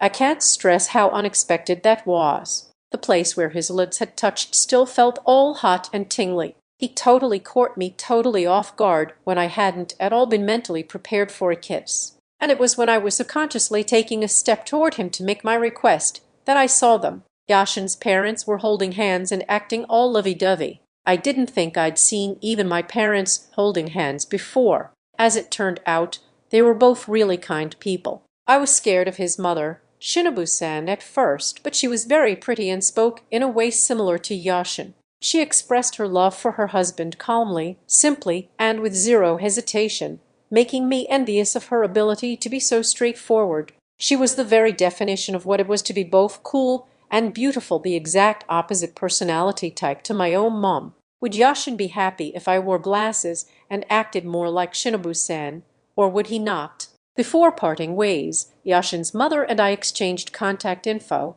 and she offered to send me pictures of Yashin when he was a kid. I was glad that it seemed like we'd get along. But then I overheard Yashin talking to his father. Wait, are they saying his parents aren't gonna be home? Won't that be lonely for Yashin? As soon as I thought that, I steeled my nerves and proposed an idea to them, an idea that seemed to shock everyone except for me. Chapter 2. A little courage and just the right words. Oh my, I don't think that would do. Upon our arrival back from our shopping trip, we came face to face with Nanami-san's mother and her words of disapproval. I mean, that was the expected response, wasn't it? I wasn't the least bit surprised, but Nanami-san was pouting in disagreement. Even my parents had expressed reluctance at Nanami-san's request. Both sets of parents had arrived at the conclusion that, although it had already happened once, it wouldn't be appropriate for two high schoolers to continue meeting up at home every single night for so long. As for the one time that it had already happened, I was going to get a real talking to from my parents, but that was another story. Even so, Nanami-san had hung on and even managed to move the conversation onto getting the okay as long as both our parents gave their permission. Nanami-san was quite the negotiator. I wouldn't have been able to do that. But as you've already heard, Tomoko-san hadn't given her permission. That was the story up until now. But, Mom, you said you'd support us. That's got nothing to do with this, Tomoko-san said. She was smiling, but in a way that let you know that she wouldn't be changing her mind. Arguing was probably a bad idea. I said I'd support you, but of course I wouldn't allow two high school students to be alone together every evening. Nanami-san was still pouting with dissatisfaction, but I had to admit that I, too, agreed with Tomoko-san. Though, to be clear, that wasn't because I didn't want to spend time with Nanami-san. Of course, I was grateful for Nanami-san's suggestion. Not only would I have been able to spend every evening with her, but I'd have also gotten to enjoy her cooking. I couldn't think of anything that would make me happier. The problem was that it would be every evening. I was pretty sure I wouldn't be able to handle being alone with her every night, mainly in terms of maintaining my sanity. Even during that one evening we'd spent together, I'd almost ended up hugging her from behind. But this would be every night, every night. I knew I'd end up making a grave error at some point. There was no way in hell I would be willing to risk that. I just couldn't be the one to hurt Nanami-san. I was starting to feel like Nanami-san was getting used to being around me. Plus, even my teacher had said she was a positive influence on me. I wasn't about to let my actions soil her reputation. As a side note, only after having spoken to my parents about it had Tomoko-san expressed her disapproval. At first, my parents had seemed a little taken aback by Genakaira-san, but now the three of them were chatting and laughing, so it seemed my parents, too, were pretty adaptable when it came to unexpected situations. That meant that Tomoko-san alone was the target of persuasion. Maybe that power dynamic was common across many households. I'm happy to support you as long as you stick to the proper boundaries of a high school appropriate relationship. But you're right. Maybe we should clear things up a bit first. Tomoko-san tilted her head, and she looked over at my parents. You mentioned that both of you will be out of town because of a business trip. Is that correct? For about a month, you said. That's right. My wife and I will be working in different locations for about a month, and we'll only be able to make it home when we can catch a break, my dad replied. This is the first time in a while that we've had to go away for so long, my mom added. In the past, my husband and I never had to go away at the same time, but even then, I'm sure we've made Yashin feel quite lonely with one of us away. She really didn't need to take this so seriously. Of course, at first, there were moments when I had felt lonely, but on the whole, I would just stay home and play games anyway. Now that I was in high school, even that loneliness was all but gone, so there really was nothing to feel so bad about. They were working in order to provide for me, so I had nothing but gratitude from my parents, not that I had the gall to say that to them directly. Next, Tomoko-san shifted her gaze to Nanami-san. It seemed as if she were smiling a bit more than a moment ago. And you want to cook dinner for Yashin-kun.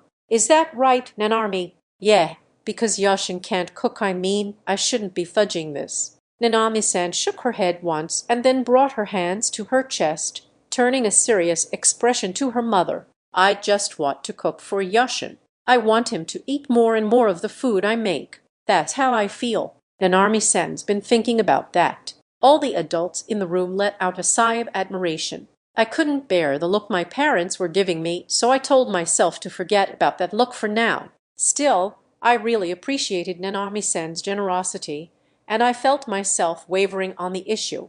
With my hesitation and my gratitude at war with each other, I was about to give Nanami-sen some backup when Tomoko-sen finally turned her gaze to me. "And you would like to take this opportunity to learn how to cook. Is that right, Yashin-kun?" Her question to me echoed what I told my dad earlier, so I answered instinctively. "Yes, I'd like to learn how to cook, and I'd like to be able to cook for Nanami-sen too." That was when I remembered the looks I'd received earlier. My realization came too late. I'd forgotten that my parents were there and accidentally blurted out the truth. My mom and dad's grins were even broader than before, and were not looking at me. Wait a minute, they were looking at me, deeply moved, with tears in their eyes. These looks were different from the teasing ones they'd been shooting me earlier. "Having a girlfriend really changes you," my mom said softly. "I never imagined that Yashin could become so mature," my dad added. This was so embarrassing. I never thought they'd be so moved by something as insignificant as me wanting to learn to cook. Their teasing grins had been more manageable than these ones. When I looked up, I saw that even Nanami-san was looking at me with deep emotion in her eyes. Yeah, I would have been a lot happier if we'd had this exchange when it was just the two of us. As things were, this was too embarrassing, and it was my own fault. Tomoko-san nodded in satisfaction, then clapped once as if to shift the mood around us.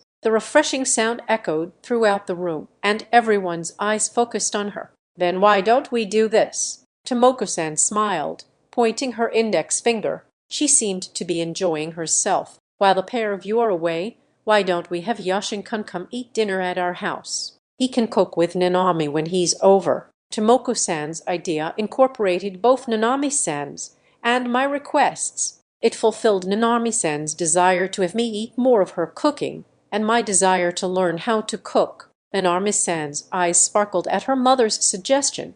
But was this really okay? While I couldn't help but be troubled, I saw that my parents, too, had looks of concern on their faces. "I don't think we should be troubling you that much," my dad said. "I agree, that's too much," my mom added. My parents' reaction was completely natural, even though Nanami-san was my girlfriend. Asking her and her family to do so much for me felt wrong. I'd been thinking the exact same thing, but then Tomoko-san bowled us all over. "Oh, it's completely fine. Besides, won't it be good practice for their future life as newlyweds?" My parents stared at Tomoko-san with a look of sheer bewilderment. "Pardon, newlyweds? Oh, perhaps you haven't heard from Yashin-kun yet." Tomoko-san was smiling as if she were having the time of her life. She looked like a child who could barely contain herself with the happy news she was about to share. When I saw that innocent smile of hers, I felt a chill run up my spine. But before I could stop her, Tomoko-san was telling my parents all about my apparent marriage proposal. She even added gestures and started reenacting the scene with Genichiro-san. Even if I asked her to, there was no way she would stop. "Genichiro-san, I'm pretty sure my voice was nowhere near as seductive as that. Please don't exaggerate what I said. And why are you so good at acting, anyway? You're definitely not an ordinary office worker, are you? Good Lord, at the very least, please don't do this when the individuals in question are in the room." Even Nanami-san is turning red. I wanted to run so far away, but there was no way to escape, and so the farcical reenactment continued. When the performance finally ended, my parents, especially my dad, were grinning like crazy. My mom looked as cool as a cucumber, but her eyes betrayed her amusement. "Get me out of here. If that's the case, then we'd be really grateful if you'd look after him. Of course, we'll pay for the added cost of his food." It seemed my parents were now in allegiance with Tomoko-san, as they were bowing to Nanami-san's parents. Nanami-san's parents, too, bowed in return. Dazed, I could only watch the scene. I felt as though my soul had left my body. "You shouldn't worry, since we'll all be family eventually. Though I suppose if I were in your position, I'd feel like I should pay as well, so I'll accept your offer with gratitude." I was relieved that we could finally bring this debacle to a close, but as it turned out, it wasn't over yet. Genichiro-san just wouldn't leave it alone. When you return from your business trip, let's all enjoy a meal prepared by the happy young couple," he said to my parents. "Who in the world are you talking about, Genichiro-san?" I could feel my soul returning to my body. I knew I had to say something, but what? If I denied proposing, then we'd open up a whole can of worms about me not wanting to marry Nanami-san. But if I didn't deny it, they'd start planning our married lives together. All things considered, I decided it best for me to keep silent. From there, our parents began discussing things by themselves. They started by talking about food costs and then moved on to talking about the work they all did. And then they split into two conversations, one between the two mothers and one between the two fathers. It was territory that Nanami-san and I couldn't step into. As a result, she and I ended up just sitting there. As I was wondering what to do, Nanami-san came up with a shocking idea. "Should we head up to my room, Yashin?" she asked. Mom, Dad, we are going to go to my room. Let us know when you're done chatting." While I was speechless from shock, Nanami-san proceeded to take my hand and tow me toward her room. Tomoko-san and Genichiro-san gave us the okay and waved us off. "How are you both cool with this? Your daughter is taking a guy to her room." If they were going to allow this, what had been the point of their earlier discussions about high schoolers being alone together? Were they just showing me that they trusted me not to do anything funny? I mean, not that I could do anything like that. Both our parents were there. Heck, I couldn't do anything even if they weren't there. Now that I thought about it more calmly, the situation seemed much different. Perhaps I'd been more flustered than I'd realized. The door to Nanami-san's room had a little sign that said Nanami on it in hiragana. It was a heart-shaped wooden sign that looked to be handmade. I made that in art class back when I was in elementary school. I would take it off, but my mom said it's cute, so she wants me to leave it there. Looking a bit bashful, Nanami-san invited me inside. For the first time in my life, I was about to enter a girl's room. How should I enter? With my heart pounding, I stepped inside. There was a voiceover playing in my head, narrating that historic step. The accompanying background music felt excessively grand. And the first girl's room. I stepped inside Nanami-san's room was very cute. It was very cute indeed, like night and day compared to my own room. I'd thought it might be a messy, Gyaru-type room, but then I had no idea what a Gyaru-type room even looked like. Nanami-san's room, with its white color palette, evoked a very relaxing atmosphere. I didn't look around too much because I thought it would be rude, but the room was organized and had a pleasant scent. Did all girls' rooms smell this good? It was my first time, so I had no idea. As I stood there, not knowing what to do with myself in this unfamiliar land, Nanami-san called out to me. "Come sit over here, Yashin," she said, pulling out a thin pink floor cushion. No, wait. This was no ordinary floor cushion. It was pale pink, lacy, and very puffy. That is, it was totally different from the thin floor cushions that I was used to sitting on in my room. I sat down on the cushion she'd set out, but Nanami-san didn't take out one for herself. Was she going to sit on her desk chair? That would give us quite a height difference, putting her skirt right in my line of sight, making it difficult for me to figure out where to look. But just then Nanami-san quietly sat down a little bit away from me, and Nanami-san? I usually sat cross-legged on the floor, but this time I was sitting on my heels because I was nervous. Taking advantage, Nanami-san had proceeded to plop her head down on one of my thighs. I didn't even have time to react. She'd laid her head in my lap. Wait, she'd laid her head in my lap. I never imagined there'd come a day when a girl would be resting her head in my lap. Isn't it usually the guy who lays his head in a girl's lap? Overcome with anxiety, I began to feel Nanami-san's warmth spreading across my legs. Gosh, you really do work out. Your thigh feels really firm, kinder like a firm memory foam pillow. Suddenly, Nanami-san ran her hand along my knee and thigh, smiling up at me as if she were enjoying the sensation. "What are you doing, Nanami-san?" With my thigh being groped so freely, a strange sensation began crawling up my spine. It wasn't an uncomfortable feeling.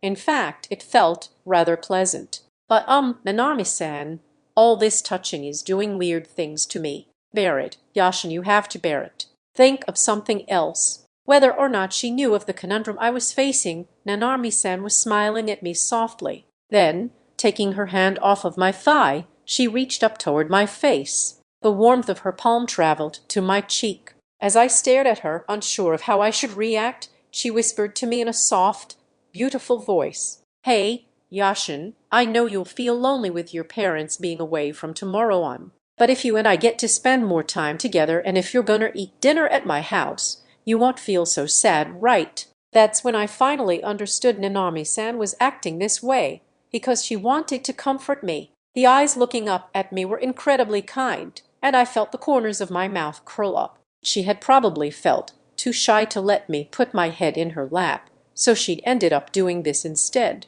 Wasn't that kind of embarrassing too? I felt like she hadn't quite resolved the embarrassment issue, but I was still really grateful for her thoughtfulness. Just the fact that she'd been thinking about me made me feel all warm inside. In the past, I might have felt lonely, but I'm okay now. I like playing games in my room. Nanami-san's smile brightened.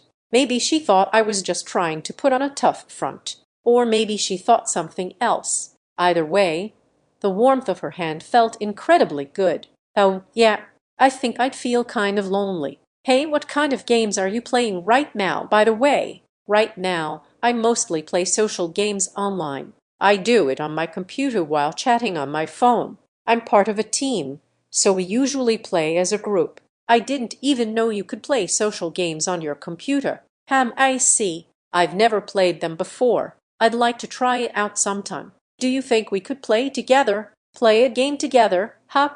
Peak-sen is starting to come around, so maybe it'll be okay. I should try asking the team when I get home. Baron-sen did say it'd be nice if we could all play together, so he probably wouldn't mind, but I should ask everyone else, just in case. I'm pretty sure we have an opening on our team. I'll ask everyone next time. Thanks. That'd be great. My conversation with Nanami-sen, who remained resting her head in my lap, progressed peacefully. From time to time, she would move her legs in order to shift her position, and I couldn't help glancing in that direction. When I thought about it, I remembered that we were both still in our school uniforms, which meant that her skirt was still rolled up super short. Each time she moved, Nanami-san would look up at me and smile as if to say something catch your eye. My heart wouldn't stop thumping. Our conversation gradually slowed, and when silence finally settled between us, Nanami-san mumbled something. "My cheek, Har. You kissed me on my cheek. Your parents must have seen too." She was talking about the incident at the Bober's shop. I thought back to what had happened and blushed. "Sorry, I must have surprised you. It was an accident, really." Nanami-san shook her head, the movement softly tickling my thighs. "I was surprised, but it made me happy since you were the one who kissed me." Nanami-san gazed up at me with a dreamy look in her eyes. She put a hand to her cheek where my lips had touched it and then reached up toward my cheek again. But actually, I wanted to be the one to do it first. And with that, I felt like someone had hit me round the head with a blunt object. Keep it together, Yasha. No matter what adorable things she said to me, both of our parents were downstairs. If I tried anything weird, I'd be taken out of the game immediately, and they'd lose any and all trust I'd built up in them. That didn't mean I would try something if the parentals weren't around, but I was allowed to stroke her hair at the very least. Right. I slowly reached for her hair, asking her with my gaze if I could touch it. Nanami-san nodded without a word, and at that same moment I placed my hand on her head. Her soft, smooth hair slipped between my fingers. It felt like silk, and the sensation was addictive. Feeling my fingers run through her hair, Nanami-san looked up at me through narrowed eyes. She and I gazed at one another in silence, but just then we heard Tomoko-san calling us. "Nanami, we've done chatting. It's time to say good night, so why don't the two of you come out?" Yeah, that's the way it goes, isn't it? Moments like this are always interrupted. The timing was so impeccable that it felt like they had been watching us. I wasn't disappointed, though. Nanami-san seemed just as unsurprised. She smiled regretfully and got up from my lap. I felt a little sad with the comfortable weight of her head now gone. What remained was the sensation I'd felt while stroking her hair. We made our way to the front door, where our parents were waiting, and the Barato family saw us off. "I'll see you again tomorrow, Yashin." It'll be teaching you how to cook. Yeah, I'm looking forward to it too." Nanami-san smiled happily, not betraying any of the earlier atmosphere between the two of us. I smiled back. If anyone found out, I didn't know what they would say to us, but that's right. Starting tomorrow, I'd be coming home to Nanami-san's house after school. That almost felt like it's like a commuter marriage, isn't it? Tomoko-san had voiced the very thing that I'd been thinking but couldn't bring myself to say. Nanami-san and I turned red.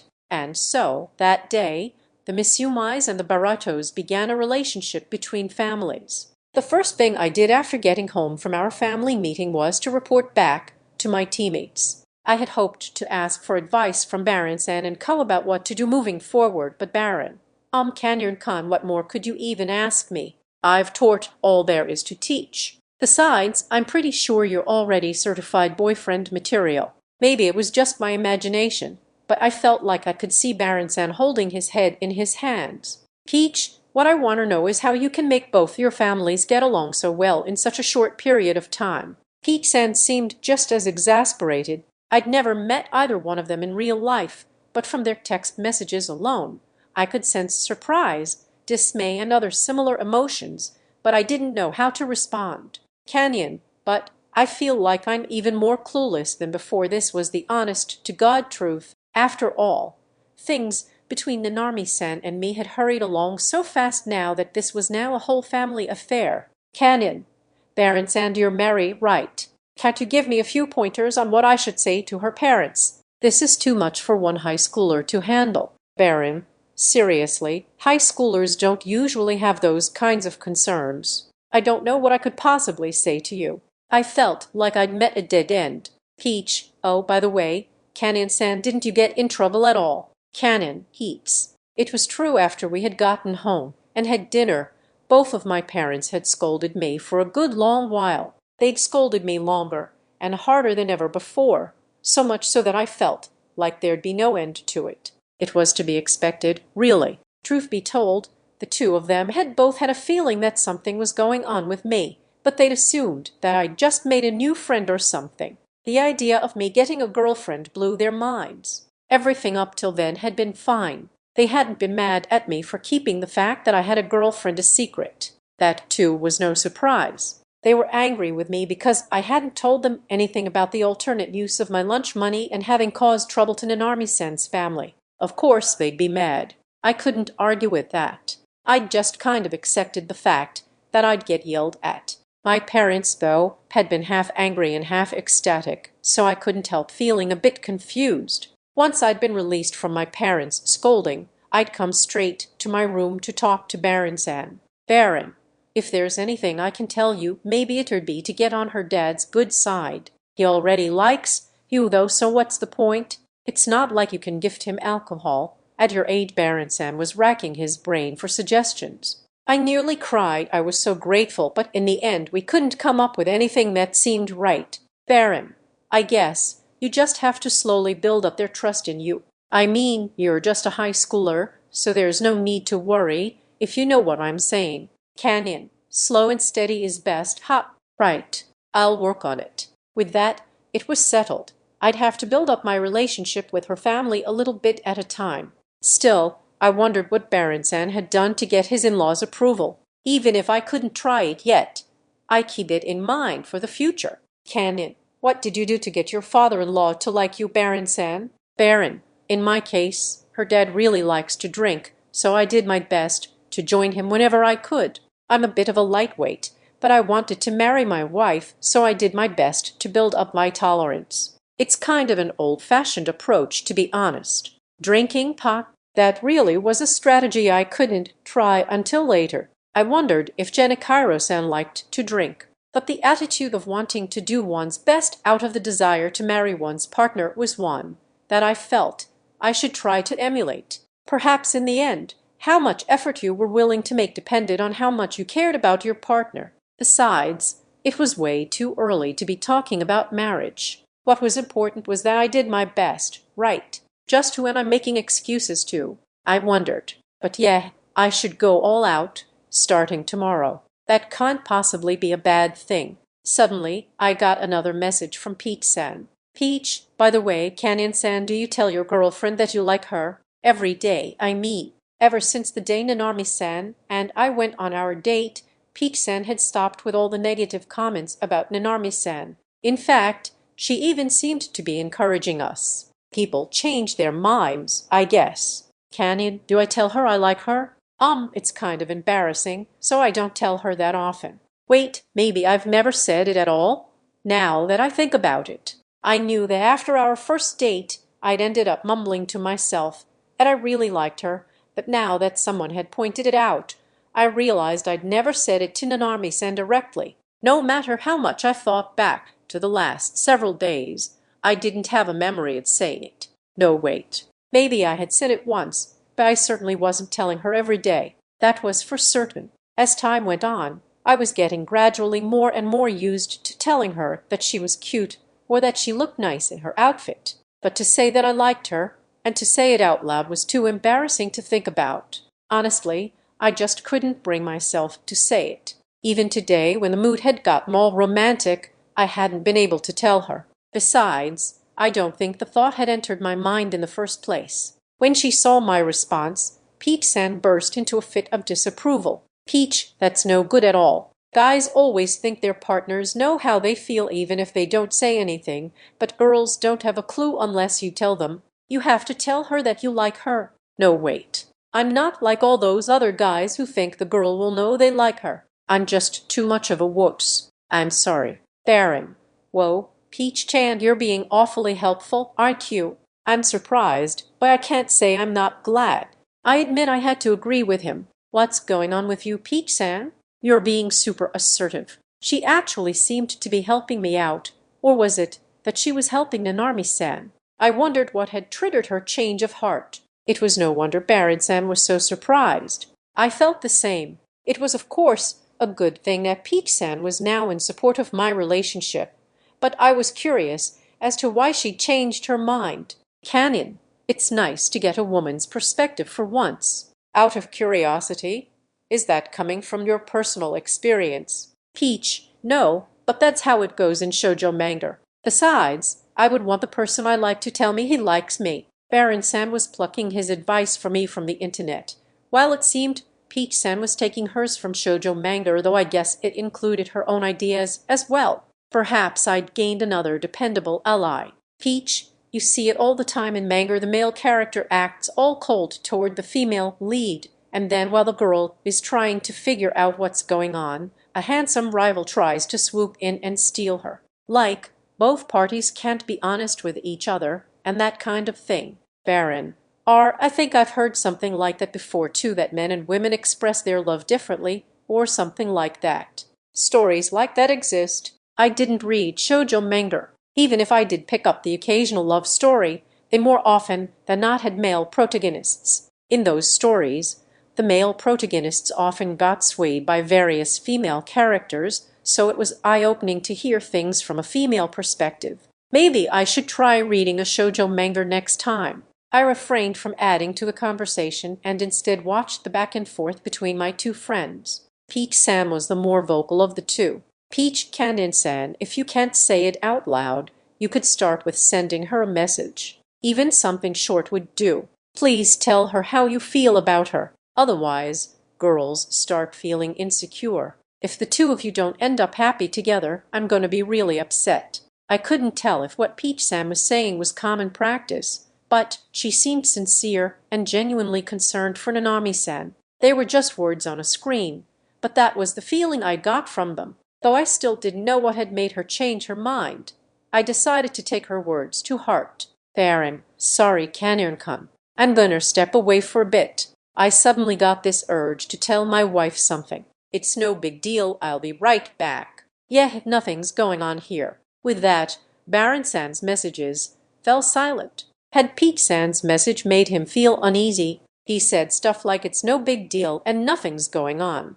But he had probably gone to remind his wife how he felt about her. Well, Peach-san's so formidable, she can even sway adults. But has Baron-san really not been telling his wife how much he likes her? Like how? For the record, the relationship between Nanami-san and me had started on a dare, but now I liked her so much that didn't even matter. That was the truth. Even I was aware of it. But what about her? Today, Nanami-san had rested her head in my lap, and although I hadn't actually told Baron-san about it yet, my lips had touched her cheek. She hadn't expressed any discomfort about it, at least. Did she still feel that this relationship was all for a dare? Was she only going out with me because she had no choice? Somehow I didn't think that was the case anymore. At least, that's what I wanted to believe. After seeing her interactions with my parents, and then seeing her interactions with her own parents, I thought that it was about time I became more aware of things. I couldn't continue being thick-headed forever.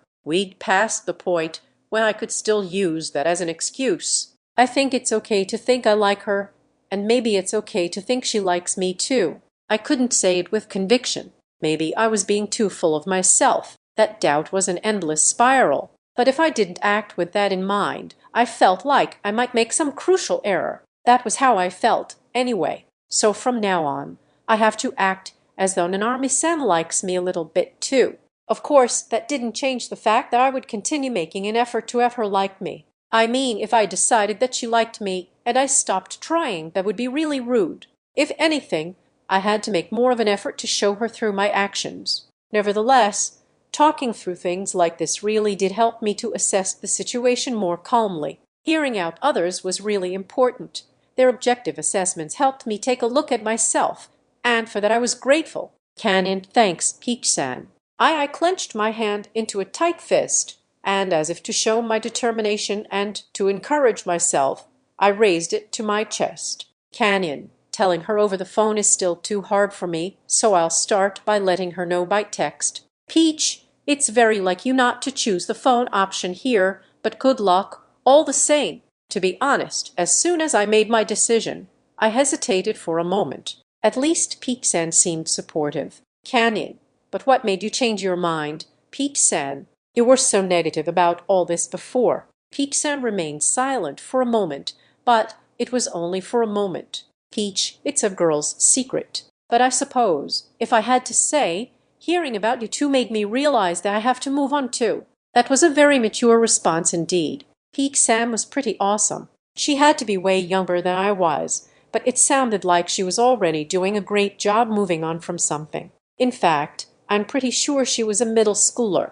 Maybe she'd once been bullied by Gyaru or something. If, by hearing about me and Nanami-san, she was able to see that not all Gyaru were like the ones she knew, then we'd achieved something, not that I had any idea what other Gyaru were like. I gave my thanks to Peach-san and logged out of the chat. Baron-san still hadn't returned, but if he saw the chat log, he would be up to speed. Now and from here on out, it was time for me to walk the walk. I opened my messaging app to text Nanami-san before my determination withered away. I hadn't received any messages from Nanami-san, by the looks of it. Maybe she was already asleep or talking with her family again. For a moment, a thought flashed through my mind. If she were asleep, then maybe I shouldn't be bothering her. But I waved the thought away. Worst comes to worst, she'd just see the message tomorrow. I shook my head, shaking away my excuses. Well then, let's start by making a draft. But what should I say? Yashin, I had fun today. I look forward to seeing you tomorrow. I really like you. Why does it sound so stiff? And doesn't I really like you part sound like an afterthought? How do I fix this? Not being particularly clued up on writing, I couldn't help feeling lost. I could type in the game chat no problem, but when it came to messaging Nanami-san, I felt instantly lost. As I stood there typing, deleting and rewriting, I committed a fatal error. Oh shoot. By the time I realized, it was too late. Of all the things I could have done, I'd somehow managed to hit send on a message with no preface, no body, no conclusion. It was just one simple phrase. I really like you. I had been using the phrase as the base to add and delete various other sentences to, and somehow my sausage fingers had slipped. Isn't sending off a message like that with zero context the worst move I could have made? Wouldn't she get scared or creeped out? No, that couldn't possibly be true, but in my panicked state, I couldn't even think straight. I instantly lost every shred of my composure. Calm down. There's still time before she sees it. I just have to delete the message before she saw it. The message was marked as read. You're too fast, Nanami-sen. Today of all days, though I guess you're always fast at checking your messages. But something seemed different. Usually she responded right away, but today didn't respond right away. No, she was taking her time. As I was sitting there in my anxious state, my phone did something highly peculiar. It rang. Nanami-san was calling me. Am I in trouble? When I picked up the phone, the first thing I heard was her stuttering like crazy, accompanied by a loud thud. The message hadn't weirded her out. In fact, it seemed to have launched her into a panic. WHWH, where did that come from? Nashin, did something happen? But perhaps because Nanami-sen sounded a lot more flustered than I was, I ended up feeling a lot calmer. I'd at least be able to speak normally. Thanks so much for earlier, Nanami-san. Oh, you're welcome. Hey, that's not the problem here. What in the world, Yashin? Why are you suddenly sending me something like that out of the blue? I freaked out so much, I fell off of my bed. What? Are you okay? I'm fine, since I'm pretty sure I've gone into shock. Where did that come from all of a sudden? That explains the thud. I'm glad you weren't hurt, but I'm sorry I surprised you. In contrast to my desire to apologize, Nanami-san insisted on hearing an explanation. I guess that was to be expected. Did you, not like it? I asked. It's not that I didn't like it, but it surprised the hell out of me. Nanami-san sounded slightly angry, but that seemed less to do with what I'd said and more to do with the fact that I'd surprised her. As for me, I was filled with relief at hearing she didn't dislike it. I guess she really was just shocked. It's kind of a long story. Well, I guess it's not that long of a story. What's not that long of a story? I mean, I've never told you straight up that I like you, right? So I thought I should at least say it in a text or something. That makes me so happy. It really does. But what made you suddenly decide to do that? Of course she was going to ask that. She's so sharp, this Nanami-san. What should I do? I guess telling her I'd arrived at that conclusion myself wasn't convincing. Maybe this was the right moment to tell her that my teammates from my game, primarily Baron-san and Peach-san, had been giving me dating advice this whole time. I felt a little guilty not telling her that my lack of sheer incompetence had been down to said advice. Continuing to deceive or lie to her would be easy nonetheless, but it probably wasn't the right thing to do. Even Genichiro-san had told me lying was no good, since our whole relationship was based on a lie. I guess it was too late now, but I still decided to come clean with Nanami-san by telling her the whole story. Actually, since I'd never gone out with a girl before, I've been getting a lot of help from the in-game teammates I told you about. Help. I couldn't tell her the specifics. I couldn't tell her I'd ask them how to respond to Nanami-san's confession after secretly finding out it was a dare. Lying was bad, but since I couldn't tell her the whole truth, I'd chosen to sidestep that question. Yes, I know how contradictory that sounds. Feeling guilty, I recounted the conversation that had led to me sending her the message. Maybe one day there would come a time when I'd be able to tell her everything so we could laugh about it together. And then today, they told me it was really important for me to tell you regularly that I like you. It made me realize that I hadn't said it to you before. Was it a girl who told you that? Then Nanami-san asked. The telling you I like you part came from a girl, but most of the advice comes from a married guy. RAC. So that's what it was. Maybe that's why you seemed so used to doing things. For a moment, she'd sounded troubled, but that had quickly passed in favor of understanding. Did I really seem like I knew what I was doing? I wonder if I'd let her down by not coming up with those ideas myself. If so, I'd brought that upon myself. I'm sorry I kept it from you. I guess I found it hard to bring it up. Are you mad at me? No, I guess it's the opposite. I mean, I've been getting a lot of tips and things from Hatsumi and Ayumi. To be honest, I'm relieved to hear all this experience wasn't from past girlfriends, and I'm also kinder happy that you've been making all this effort for me. Hearing Nanami-san's kind words, I felt my heart grow lighter. I'm glad I told her. Even over the phone, I felt the air between us relax. There was a momentary silence between us, and then Nanami-san whispered something. Hey, can you? Say it to me now. Excuse me. Now.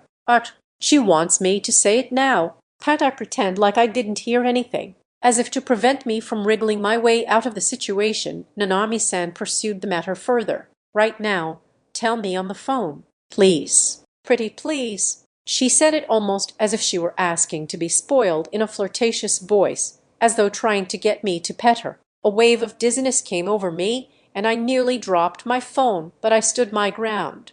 Nanami-san really was crafty. No, no, no. The whole point of me sending that text was so I didn't have to say it out loud. I hadn't expected her to ask me to say it, but it was probably a request that I couldn't refuse. If I didn't say it, I'd mess everything up, wouldn't I?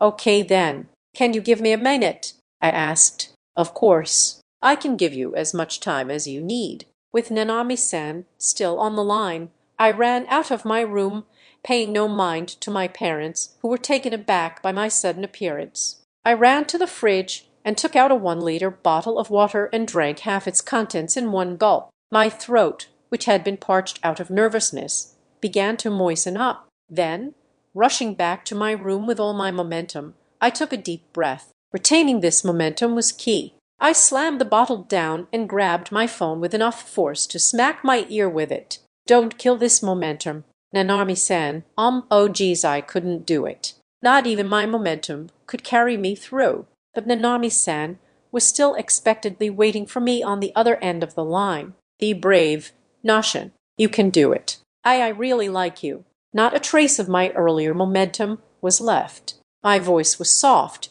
and it was quivering so much that it sounded almost pathetic. "Yeah, I really like you too," she answered. Nanami-san happily accepted my words, and hearing her response, I became happy too.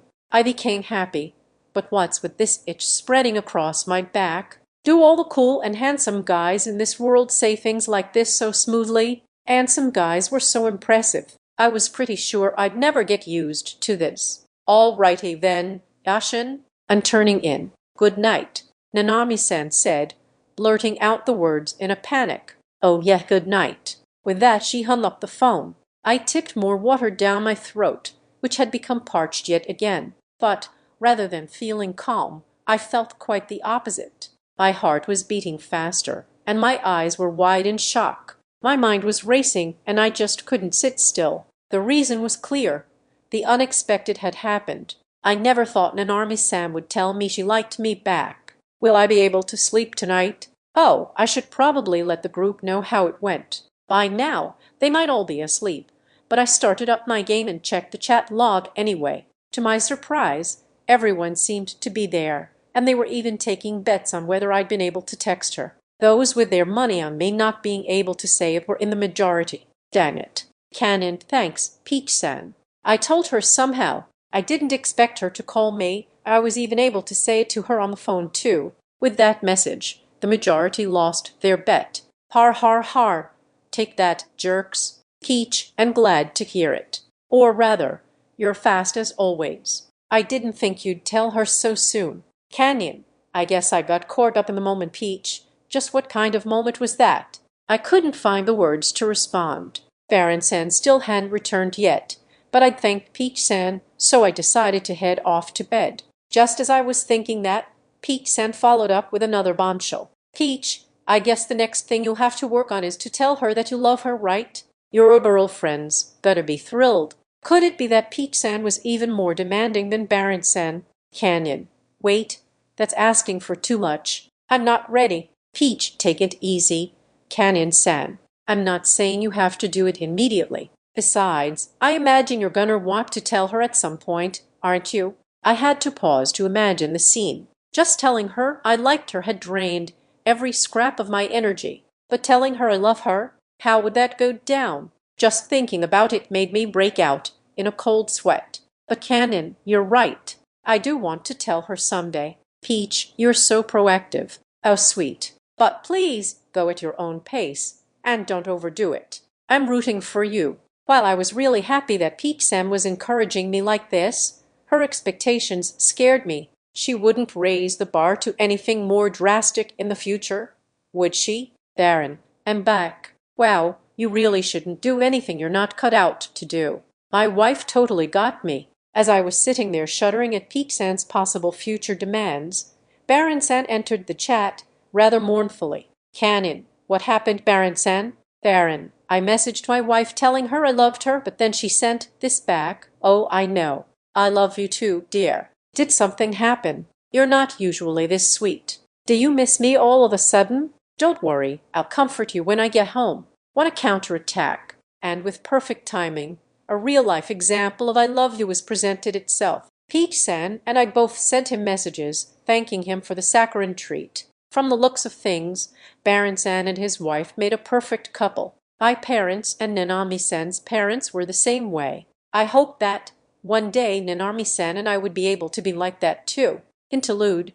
The day he told me he liked me, a lot had happened that day. I guess days where nothing happened were getting fewer and farther between lately, but that didn't make the day any less full of surprises. I'd met Yashin's parents, I'd exchanged contact info with his mother, and, starting the day after, Yashin would be joining us for dinner at our house. I was over the moon about being able to spend more time with him. Still, even I had to admit that asking to go to his house had been stepping over the mark a bit. Lesson learned. But hey, I'd managed to introduce myself to Yashin's parents and even got to know them a little bit. They were both such kind people. We were going to keep running into each other from here on out, right? I certainly hoped so. Oh, I almost forgot.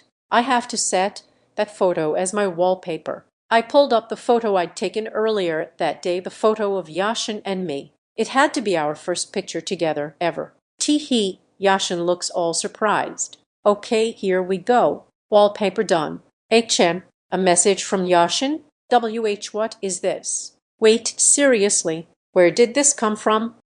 Did I do something to deserve this? Why, ouch. Even as I lay there on the floor, having fallen off my bed in shock, I couldn't take my eyes off of the message from Yashin. A lot had happened that day, many things that had filled me with joy. But with the day almost over, I'd thought that would be it. Who'd have guessed there'd be one last surprise? Sure, it was just a text, but Yashin had told me he really liked me. That was all it said. There was no preface or anything, just that one simple message. Completely flabbergasted, I called him immediately, and like a child, I begged him to say it out loud. Why did I push my luck? When I thought about it later, I realized what a self-indulgent request that was. But as a result of that selfishness, Nanami-san, oh geez, I really like you. He spoke those words, even though he wasn't used to saying them at all, giving me the biggest shock of the day. The second biggest, of course, had been his lips touching my cheek. The knock I'd taken falling off my bed paled in comparison. Oh my God. I was trying not to think about the kiss because it was too embarrassing, but now I can't get it out of my head. If it hadn't been an accident, would that have been the biggest shock of the day? Or would the two incidents have tied for first? Let's get back on track here. Yashin had told me he liked me. I was doing my best to act like it was no big deal, but all I could bring myself to say was that I liked him too. I just couldn't think straight. All the blood was rushing to my face, making it feel all hot. Even when I tried to steady my breathing, it wouldn't cool down. It was a good thing Yashin couldn't see me, but I couldn't help but wonder how he looked right about now. I looked down at my phone screen and saw the photo of us together, the picture we'd taken that day. Right after we'd taken that photo, his lips had touched my cheek. Dang it. No! Just remembering it was making me feel embarrassed. I had to stop if I wanted to get any sleep. I should just head off to bed like this, in my state of happiness. Hey, wait a minute. Was today really the first time Yashin told me he liked me? That was when it finally hit me. That's right, even Yashin had mentioned it. I just hadn't registered it because I'd been too giddy at the time. And it was also my first time telling him that I liked him since the confession. I guess I'd been more excited than I'd thought. I'd somehow assumed we'd told each other already, but today really was the first time we'd said it aloud. Now I felt like I wanted to make today some kind of anniversary. What should I call it? Our like anniversary? I don't think so. We'd sound a little unhinged. But thank you, Yashin's teammates, I thought, even though I didn't know their names nor what they looked like. Thanks to you listening to him and giving him advice, I was able to experience so much joy today. Feeling nothing but gratitude, I resolved to thank them directly when we got to play together. Oh, but maybe they wouldn't like me doing something like that. I should ask Yashin if it'd be okay. As I lay there, Steeped in emotions, I suddenly heard two very familiar-sounding voices drifting into my room. "Oh my, is that right? I didn't expect that. Wow, Wan-chan, you're blushing so hard."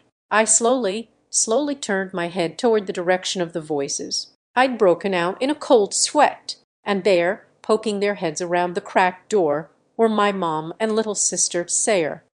What are you two doing? Hey, can't you knock? Why the hell are you spying on me?" In response to my protest, the two merely sighed and looked at each other, their eyebrows furrowed as though they couldn't believe what they were seeing. "Wait, why are you acting like I've done something wrong?" "Well, dear, we heard a strange noise coming from your room, so we came to see if you were okay. But then we saw that you were in the middle of an intimate conversation with Yashin-kun.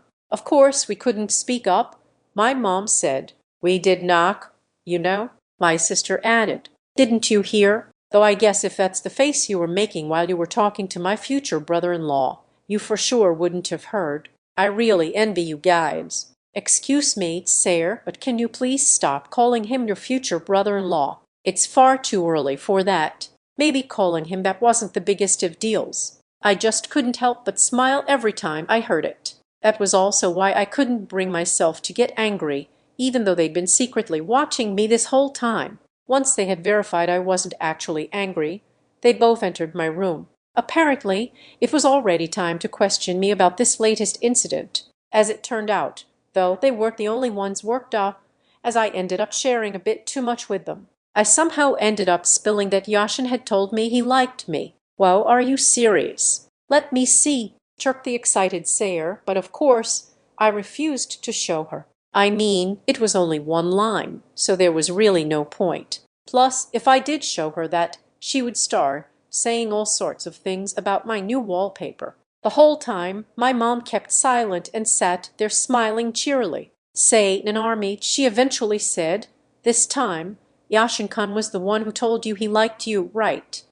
Yeah, that's right," I replied. "You know, that's actually quite a big deal. It's quite rare for a man to grab the bull by the horns and say that he likes you." "Is that true?" My mom nodded several times, showing just how delighted she was. She then put one hand on her cheek and smiled dreamily, as if remembering something. "It really is. Even after your father and I started dating, I had to tell him so many times before he told me he liked me back." As Mom sat there, her eyes half closed and her lips curled up, I was reminded again of the woman she was. I felt like I'd glimpsed a hidden, more determined side of her, but I thought better than to inquire. Still, her story made me realize that Yashin had been the one to take the initiative, even if he had been prompted by his friends to do so. I think it's really important for you to properly respond to his feelings. Don't you, Nanami? My mom asked, feeling all warm and fuzzy inside.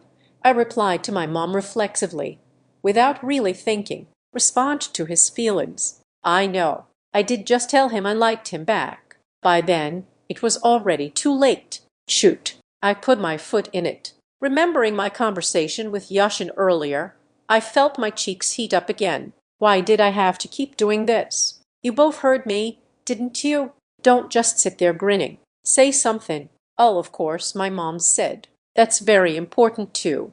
I'm so relieved that things are going so well between you." "Oh, but I'm not quite ready to be a grandma, so don't rush into things, okay? Behave yourself like good little high schoolers." "That's why I thought I'd give you these." "Yeah," Sayer added. "I don't really want to be an auntie when I'm still in middle school, though I really don't think there's anything to worry about with you and that future brother-in-law of mine. You both seem a little behind the curve." What do you mean, grandkids?" I cried. "I told you we haven't even kissed yet.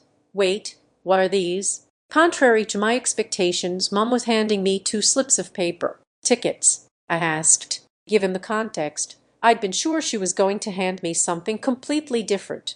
In contrast, these were a bit of an anticlimax. I thought she was going to hand me, oh my. "Were you expecting something else?" my mom asked with a wicked grin. I blushed while Sayer tilted her head quizzically. Instead of answering, I looked at the tickets my mom had handed me. They were for the aquarium where we all used to visit as a family. I had fond memories of the place. Wow, I remember going here. It was really pretty inside, and they had dolphin shows and places where you could pet the animals and stuff. When did you get these? I just wanted to get you a little something, you know. You should take them and ask Yashin-kun out on a date. The offer was so sudden, I let out an absurd cry. Sayer, meanwhile, started squealing with excitement. She was being kind of loud, but I kind of wanted to squeal too. Why, all of a sudden? Aquarium dates are great, Mom said. It's kind of dark inside, but the water glows through the glass,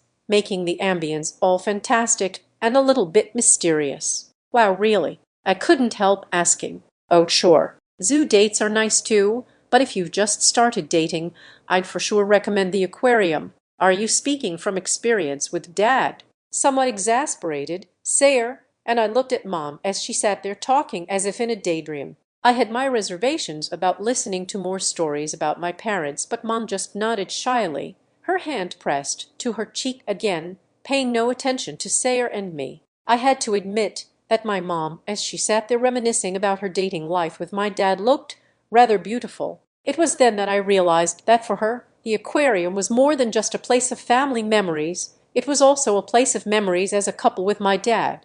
And now she wanted Yashin and me to go together. That had to mean something. That she wanted a place of so many fond memories for her, and Dad to become a place of fond memories for Yashin and me, to make me feel kind of emotional, perhaps even moved. While I sat there feeling touched, Mom continued talking. I guess she had a lot she wanted to share with us. Oh, this really takes me back. Your father and I held hands in the dim light as we walked around looking at the fish together. Your father just kept fidgeting so much it was frustrating, but he was also so adorable I could very easily picture the scene. My dad seemed like a tough guy, but he was actually pretty shy. My mom must have taken the lead, since my dad would have been way too embarrassed. In fact, he was too cute, so I pulled him into a corner and practically stole his first kiss from him. He turned so red, I just wanted to heat him up. What great memories with that Sayer and I looked at each other and blushed. We'd completely let our guards down. Mom, you're super aggressive. What are you thinking? You mean like on his cheek? Right. Oh, of course not. It was on the lips. Mom pointed to her lips and smiled like she always did. My eyes became glued to her index finger. The gesture was slightly different to the one she'd shown me before, but it provided cuteness and sexiness in equal measure. I'm gonna copy it and show Yashin next time. With that, I looked at the tickets again. To think that Yashin and I would be going on a date where my mom and dad had had their first kiss. Hey, wait a minute. If it's the place where my parents had their first kiss, then suddenly I had a bad feeling about this. Lafayette, can it be? I looked at my mom, turning my head slowly like a rusted toy. My mom, on the other hand, seemed not at all bothered by my reaction. In fact, she was smiling and seemed to be enjoying the situation, aware that I'd finally caught on. That big grin on her face was almost irritating. Nanami, while you're on your aquarium date, you should give Yashin-kun a kiss. I knew it. Sayer, who had been one step behind, resumed squealing in accompaniment to my outburst. She even asked me to take a photo, but of course I couldn't do that. I mean, it would be nice to have as a keepsake, but that's not normal, right? I mean, how am I supposed to take a photo anyway? Do I ask the staff working at the aquarium, like, we're gonna kiss now, so can you take a picture of us? That would just creep the hell out of them. One more thing, Nanami, my mom said. When you go on your next date, you should link arms with Yashin-kun when you're walking around. Link arms? Come to think of it, Yashin and I hadn't walked around with our arms linked before. But why for this date? All of a sudden, sensing my bewilderment, my mom raised her index finger to explain to me and Sayer. Of course it's nice to hold hands, but when you link arms, you have to be close to each other. You feel much more intimate too. More intimate, I mumbled. I don't know how anyone else feels, but I for one really like hugging your father. It makes me feel safe. And here we go again. But linking arms, linking arms, thinking that meant I'd have to be the one to initiate the move. I looked down at my own body. In my field of vision was my own chest. Linking arms would mean that these were gonna press up against. Don't worry. I'm sure Yashin-kun will be thrilled. You can just think of this as a good opportunity to make the most of your arsenal." Both Mom and Sayer gave me a very confident thumbs up. That was easy for them to say. They had no idea what was running through my mind. Just then my phone pinged, letting me know I had another message. When I looked to see who it was, I found it was a message from Yashin, who'd already wished me a good night. Was something up? I wondered. "Yashin, I know things got kind of funny earlier, but I really like you, Nanami-san. No one made me say that. I can't wait to see you tomorrow." The moment I saw Yashin's message, something within me caught fire. Even though I'd acted like a spoiled brat, even though he'd been really embarrassed, he had done everything he could to tell me how he genuinely felt. How could anyone see this message and not feel moved? That sure was how I felt. The flame inside me was now burning so furiously I had to suppress the urge to call him back on the spot. Instead, I sent him a message and turned back to my mom, alike with newfound determination. "Mom, I'm gonna do my best on that aquarium date." "Goodness, you sure seem motivated. Is it thanks to a message from Yashin-kun?" Well then, I know I got a little ahead of myself there, but for now you can forget all that." All of a sudden, my mom had decided to do a total U-turn. Even so, I remained silent and continued listening to what she had to say. "You can just put all that to the back of your mind and focus on having a great time. If you do that, I'm sure everything will go perfectly. It'd be a shame if you got so caught up in all the things you felt you had to do that you couldn't have fun." "Yeah, thanks, Mom." Still determined, I clenched my fist and told myself that I'd invite Yashin out and have a great time. And this time I would kiss him. At least I wanted to, but would I actually be able to? Oh, but just because you get all excited doesn't mean you can stay out until morning. Make sure you both come home that day. The date of a high school student ends when they arrive back home safe. "Mom, you didn't need to say that," I exclaimed, but we all laughed together. Yeah, just listening to my mom had made me all fired up. I was more ready than ever to ask Yashin out on a date. As a total side note, my dad had been drinking all by his lonesome while the three of us had been chatting. Apparently, he also come up to check up on me after hearing the noise from my room, but when he'd seen me talking on the phone with Yashin, he felt such a mix of emotions, joy, and the complicated feelings of being a father that he couldn't help pouring himself a drink. My mom snuggled up to him to console him. This was just a feeling, but I thought I understood how my mom felt. I hoped that, one day, Yashin and I would be able to be like that too. Chapter 3. Nanami-sensei's cooking class. It wasn't often that both my parents went away on business trips at the same time. At least, it hadn't been a thing at all when I was younger. I think it had happened around twice during middle school, but back then I'd been excited at the thought of having time to myself without worrying about my parents' watchful gaze. And now that I was in high school, this would probably be the third time. I could quite literally count the number of times on one hand. Despite both my parents being away at the same time, the change I was experiencing now was bigger than anything I'd experienced in the past. Or perhaps it was better to describe it as an incident, one more momentous than anything else in the past. Needless to say, the cause of all this incident was the fact that I now had the wonderful Nanami-san as my girlfriend. Until now, walking home from school with my girlfriend had meant, of course, that we'd be together partway and then eventually go our separate ways to head back to our respective homes. That was a pretty normal way for any guy to walk home with their girlfriend. But to be able to stay together all the way home to the same house probably wasn't all that common. Even someone like me, newbie when it came to dating, knew that. I hadn't even dreamed I'd be able to do it myself. "I'm home. Thank you for having me." Technically, I had walked home with Nanami-san, but since this wasn't exactly my house,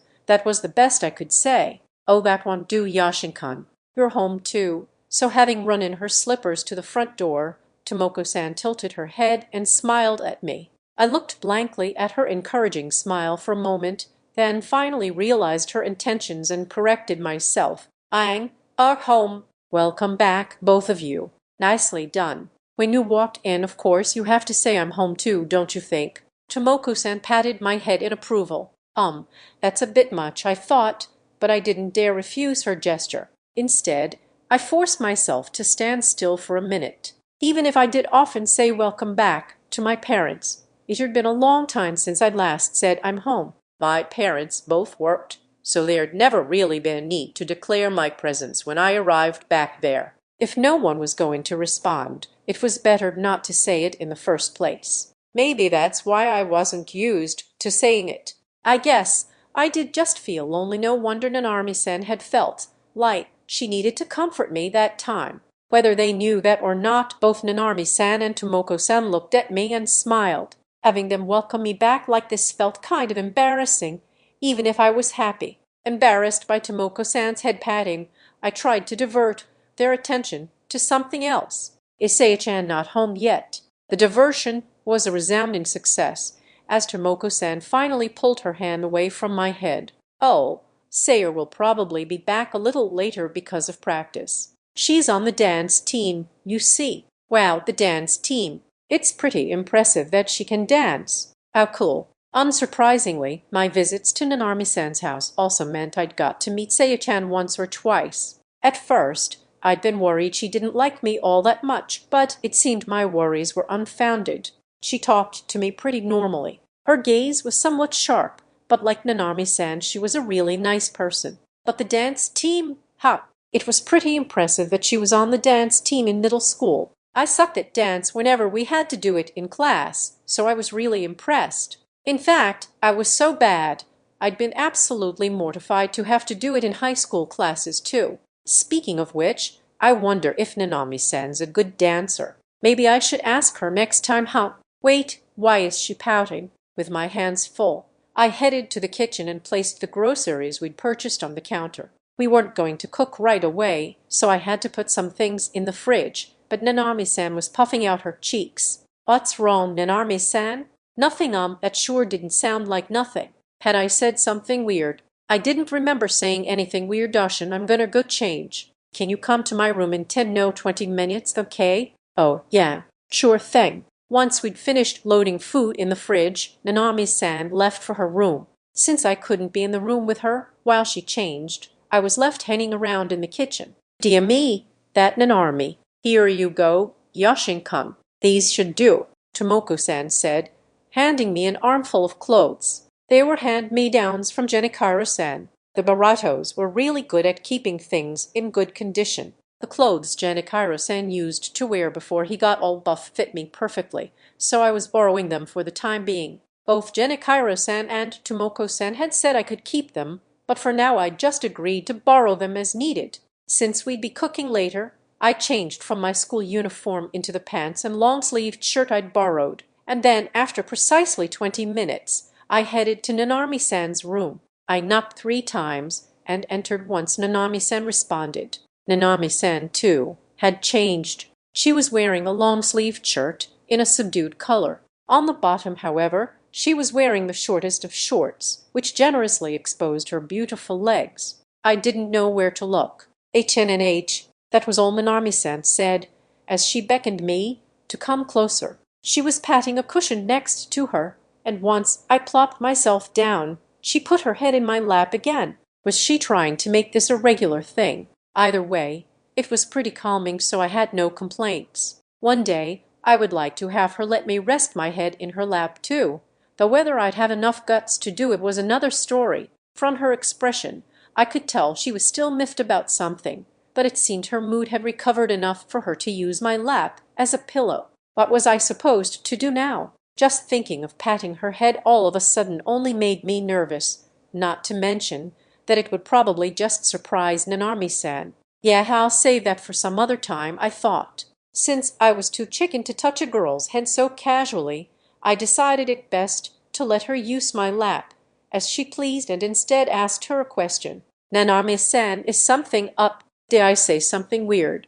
Geez, can't you tell? I mean, I know I'm being pretty childish, but I guess I'd be happier if you just knew. Childish. About what? I began to think back on everything that had happened since we'd walked through the door. Was it that Tomoko-san patted my head? No, if anything, Nanami-san would just make fun of me for it. That couldn't be it. Other than that, we'd just talked about the fact that Saya-chan wasn't home yet because she had practice. Was it because I said that it was cool Saya-chan was on the dance team? No, Nanami-san was the type to be happy for her little sister. She would never sulk about that. Still, I was pretty sure Nanami-san had started pouting right after we'd talked about Sei-chan. Sei-chan was Sei-chan. Sei-chan, are you sulking because I called your sister Sei-chan? Nanami-san blushed at my question and nodded without turning to look at me. What is this adorable jealousy? Some people might say that sulking about something like this was annoying because there's no way they could have known unless they'd been explicitly told, but all I could think about was how adorable Nanami-san was being. Honestly, I didn't know how to respond. I couldn't very well call Nanami-san's younger sister Sayo-san, and I couldn't call her just by her name, given that I wasn't even ready to do that with Nanami-san yet. Plus, that would probably make her angrier. I'd arrived at the decision to call her Sei-chan after giving it more than enough thought, but I guess Nanami-san wasn't too happy about it. Nanami-san still wasn't saying anything. I was pretty sure by now that I'd made her uneasy, or rather, displeased. This was no good.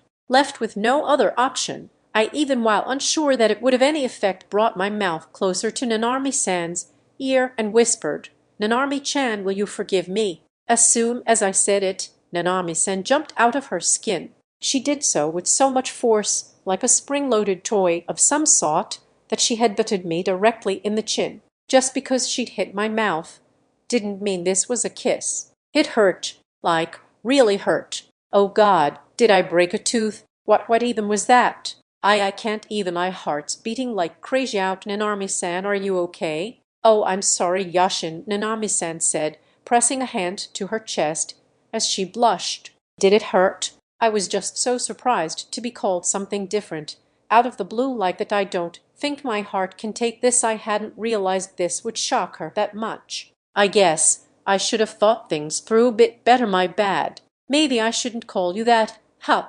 No, I want you to do it sometimes. Please, could you say it just one more time? But, again, you don't want to? Nanami-san brought herself eye level to me and tilted her head. Now that was just unfair. She was doing that knowing full well that I couldn't resist. Damn it. I was a pushover for being so easily convinced just because of a simple move like that. I called her Nanami-chan once more. She was so happy that she kept jumping up and down on her bed. Saying it on request was pretty embarrassing for me, really. I called her the same thing several more times until she seemed completely satisfied. It's so nice to be called something different. It makes me feel all excited. By then, I was completely red with embarrassment, but Nanami-san was in a more superb mood than ever. I'm glad you're enjoying yourself, Nanami-san. My train of thought was interrupted by her next question.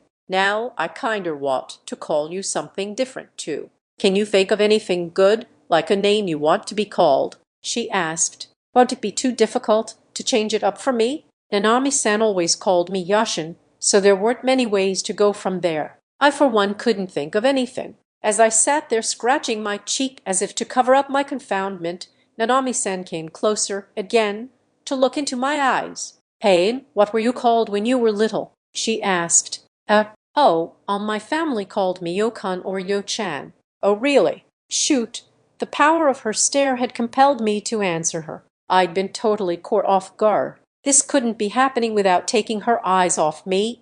Nanami-san drew a beautiful arc with her lips. I had a bad feeling about this. That said, I'd only told her what I used to be called as a kid. What could go wrong? As I was thinking that I was Nanami-san brought her lips closer to my ear, and as if to get me back for earlier, she whispered, Yo-chan. My face instantly went up in flames. It truly was in an instant. What the hell happened? What was that? The sound of her calling me, the way it melted sweetly in my ears, was unlike anything I'd ever heard before. She'd said it with a rising tone at the end, as if she were asking a question, but I felt as if there were even a little heart emoji floating there too. I couldn't see it or anything. I just felt as if it were there. When I looked back at Nanami-san, who was sitting there with a triumphant look, she seemed to me a little embarrassed too. At least, her cheeks slowly reddening gave me that impression. It took every ounce of my strength to finally say something. This is something, isn't it? Nanami-san was right. This was completely mind-blowing. We would have to hold off on this one a little. Seriously. I feel like my head's gonna explode if I do it too often." It seemed Nanami-san agreed with me. Thus, our little game of changing up how we addressed each other came to a close. We couldn't take it anymore. It was too embarrassing. "All right. I've completely recovered. Shall we make dinner? Yashin, Nan, let's," with Nanami-san back to her usual self, and me now exhausted after feeling like she'd played me in the palm of her hand. We left Nanami-san's room and found Tomoko-san waiting for us. We were so surprised that we just stood there, wide-eyed and speechless. "I came to get you since it's time to start prepping dinner, but I guess everything's okay, isn't it? Nanami-chan and Yo-chan, was it?" she asked with a broad smile. "You were listening." Both Nanami-san and I snapped back to reality. "Goodness, it wasn't that I was eavesdropping. I just happened to overhear you. Oh ho, now I want to call your father Gen-chan too. It's been such a long time. I wonder if he'll be surprised if I call him that today." Practically chasing her mother, an angry but smiling Nanami-san made her way to the kitchen. "So Tomoko-san heard us, huh? Genichiro-san's gonna be in for a surprise when he gets home tonight." Staring off into space, I too slowly made my way to the kitchen. I prayed that the story wouldn't make its way to my parents, but it was probably no use. Tomoko-san would definitely tell them. What would be the best way to fend off my parents' questioning when the time came? As I was mulling things over, I heard a voice from the direction of the front door. "I'm home." It was Genichiro-san. Was it already that late? I guess we had gone shopping and made a few other stops on our way back. We'd have to get a move on with dinner. "Welcome home, Gen-chan. Thank you for working so hard for us today. Yeah, it was a bit tiring today, dear." "Should you, be calling me that?" Tomoko-san had already made her move. "Aren't you a bit too quick off the mark?" I could hear the bewilderment in Genichiro-san's voice. "Oh, you're just going to call me dear? That's so sad. Gen-chan, I must be so old that you don't want to call me like you used to." Though she was playing around, Tomoko-san sounded genuinely disappointed. Could it be that she was envious of us? If that were the case, then she should have at least given Genichiro-san a moment to prepare himself. This had been all too sudden. For a brief moment, the voices at the front door trailed off, and I knew that Genichiro-san had fallen silent. I could neither move or peek in their direction. I simply waited in silence. Before long, I heard Genichiro-san's quiet but gentle voice. "Tomo-chan, I'm home. Even now, you're as lovely as you've always been, Tomo-chan." "Gen-chan," Tomoko-san sounded utterly moved by his words. I heard suggestive sounds coming from their direction. Was it okay for me to move now? I started to make my way toward the kitchen when I heard another familiar voice. "Hey, you two, can you stop making out in front of your daughter? What's with you all of a sudden?" It was Sei-chan. It seemed she'd gotten home at the same time. She must have been forced to bear witness to the whole thing. "Oh my, you're home too, Sayer.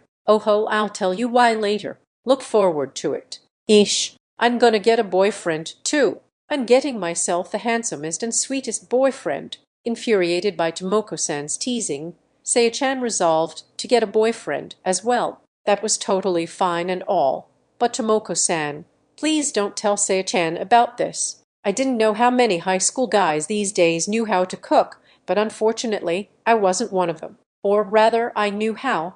I just didn't do it. I'd cooked a few times for home ec classes at school, but that was about it. That was basically the same as saying I couldn't.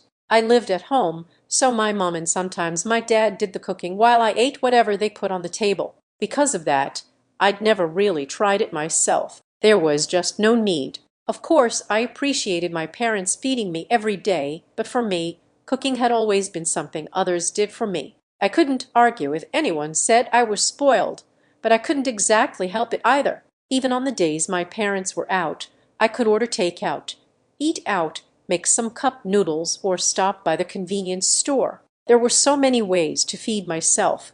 Cooking hadn't really been necessary. Besides, if it were going to be such a hassle, skipping a meal once in a while wouldn't hurt. It's not like I'd die or anything. Or at least that's what I'd thought up till now, that is. And the reason for that change of heart was my girlfriend, who was standing in front of me. "All right, Yashin-kun, can you tell us what we're making today?" "So, The main dish will be marpo tofu, which we'll serve with tomato, cabbage, and tuna salad, sautéed lotus root, and carrots, and onion miso soup. Right. Yup, you got it. Let's get started. Nanami-san was standing in front of me, wearing an apron and a bright smile. Until a minute ago, she'd been wearing shorts that showed off her legs, but she'd changed into full-length pants because we were going to be cooking. The long pants would definitely look better with an apron. Plus, keeping her legs covered was safer while cooking. Nanami-san's apron was pale pink, whereas I'd borrowed a blue one. Though the colors were different, the design was the same, so I couldn't help noticing we looked like a matching couple. I was doing my best not to think about it so that I could concentrate on cooking. But Nanami-san's mother and little sister had other ideas. Those matching aprons really do make you look like newlyweds, Tomoko-san said, watching us warmly. As in, they already are newlyweds. Hey, Onii-chan, I like my marpo tofu super spicy, Sayo-chan added, watching us lazily through half-closed eyes. Mom Sayer, no teasing, please, Nanami-san said. We're using knives here, so please take this seriously. Oh, don't worry. We know, said Tomoko-san. I'm not teasing at all. I'm being totally serious, said Sayo-chan. Neither of the two seemed fazed by Nanami-san's protests, seeing as how her cheeks were slightly red, though it seemed the comment about us being newlyweds hadn't slipped by her. But is this really okay, Nanami-san? I asked, gazing down at the rectangular packet in front of me. It was the source packet for the marpo tofu we were going to be cooking. It was an instant mix of sorts, where all you had to do was add tofu and ground meat, and you'd have authentic Chinese food. Chan, is something missing? I thought we'd bought everything we needed. Oh, no. It's just that, when you said we were making marpo tofu, I kind of imagined us using, like, chili bean paste, chicken stock, rice wine, and stuff like that. I didn't actually know anything about cooking. I was just listing off ingredients I'd learned about through manga and browsing the internet. I'd looked things up in advance hoping I'd be able to come off as being somewhat competent, but Nanami-san was looking at me with overly kind eyes. It was a look that I'd seen before. I'm pretty sure it was the same way my parents used to look at me when I tried to say something too mature for my age. I must have said something weird. Nanami-san continued looking at me and gestured to raise her glasses to her eyes even though she wasn't wearing glasses, and then slowly opened her mouth. As she spoke, her tone was more eloquent than usual. Yashin-kun, you're still a novice when it comes to cooking. Rather than having you try something authentic and fail, thus leading you to believe that cooking is difficult or not enjoyable, I would like you to try something easy first to see how fun cooking can be. I see I didn't know what was happening, but it seemed we were doing some kind of play acting. I mean, I knew we'd been having random little monologues here and there, but Nanami-san was speaking gently, as if to convince or advise a child. What's going on, Nanami-san? Don't tell me you change personalities when you cook. The more of a beginner someone is, the more difficult things they want to try, but then they fail. That's why we should start out easy to show you how much fun we can have. Now, let's get started. So that was it. With me learning from her like this, Nanami-san was pretending to be the teacher. That's why she'd gone all cooking instructor on me at the beginning. She's so into it. Well, she is adorable, so I guess it's fine. Does this mean I should play along with her? Of course, Nanami-sensei. I'm all ears. Leave it to me. As I bowed to her with my posture straighter than it had ever been, even at school, Nanami-san nodded with a satisfied expression. That look of hers was particularly cute, but I thought it best to keep that to myself until we'd finished cooking. Yeah, I guess when Wan-chan is making bento for you, she does look like she's having fun. Sayer, at that, I couldn't help but smile. No, behave, Yashin. It's dangerous. I have to concentrate on cooking. We are messing with fire and knives here. If I'm careless, someone will get hurt. I may have been a beginner, but I knew that much, at least. Amid all that, Tomoko-san, who had been pointing her phone at us for a bit, giggled at us. Oh, Yashin-kun, you know that stuff about wanting to try something difficult and failing. Nanami's talking about herself. Back when Nanami was in elementary school, she tried to make something really difficult. When it didn't go well, she got very upset. Nanami-san froze in place, Her smug expression froze with her. "I even have a photo, so I'll show it to you later, okay?" Tomoko-san said. "If you wouldn't mind," I replied. I did think that act was pretty specific, but I guess it was based on her own experience. Still frozen, Nanami-san's face turned red while Tomoko-san continued taking pictures. I'd have to ask her later to show me those photos too. Geez, Mom Sayer, can you please quiet down? Let's start with the sautéed veg, okay, Yashin? First, we've got to peel them. It seemed the play acting, was that what I should call it, was over. Nanami-san was back to her usual self. She picked up a knife to peel the vegetables while I used the vegetable peeler. I felt slightly pathetic having to use one, but since I had absolutely zero cooking skills, I had to suck it up. I mean, even with a peeler, I was having a tough time. It was no different from playing a game, really. We all had to start somewhere. I guess I'll just have to do my best with this peeler. Hey, Oni-chan, peelers aren't all that dangerous, so can I ask you a question? What is it, Sayer-san? At that, Sei-chan burst out laughing. Wait, did I say something funny? Why are you suddenly using san? I feel like I've been sucker punched. This is too hilarious. Sei-chan was quaking with laughter. I had no idea this kind of thing could make a middle school girl laugh. Is this funny? Is this what they call a generation gap? Nanami-san didn't like it so much when I used chan earlier, so I thought I'd change it up a bit. Well, Wan-chan's being such a girl. That's a pretty adorable way to get jealous. I know she's my sister and all, but that's way too pure of heart, isn't it? Sei-chan seemed to share my sentiments, but she sounded almost dumbfounded. Nanami-san continued chopping in silence, but her ears had turned slightly red. Oh shoot, I replied without thinking, but maybe I should have kept my mouth shut. But how was I supposed to skirt around a question like that? The more I thought about it, the more it seemed I had no choice but to answer honestly. It's fine. You can call me Sayer-chan. It's weird and kinda creepy to be called Sayer-san by someone older than me. Not that I think you're creepy, Oni-chan. I stole a glance in Nanami-san's direction. She sighed and smiled in defeat. It's okay if you call her that. It's not like you're gonna change somehow just because you do. Then, now that we have her approval, I wanted to ask if you'd mind if I told people you were my brother-in-law, Sayer-chan said. I opened my eyes wide in confusion. Nanami-san had stopped her chopping and was tilting her head, just as confused. I wouldn't mind, but, why? I asked. Sayer-chan smiled teasingly. I mean, you two are gonna get married, right? I just thought that maybe you didn't want to feel like you couldn't escape the situation. I could tell without looking that Nanami-san was blushing again. Sayer-chan, on the other hand, was grinning and having the time of her life, but I didn't feel any ill will coming from her. Wan-chan was never good with guys, so I thought maybe you were starting to feel kind of frustrated by her being all clingy and not letting you do things. Things like that were way too mature coming from a middle schooler. That said, her comment seemed less mocking and more like she was trying to get a read on me. Nanami-san herself seemed at a loss for words, but I could tell she was looking at me kind of anxiously. Was Sayer-chan testing me somehow? Either way, I decided to tell Sayer-chan the truth. I know Nanami-san's uncomfortable around guys, but I don't see a need to force anything on her.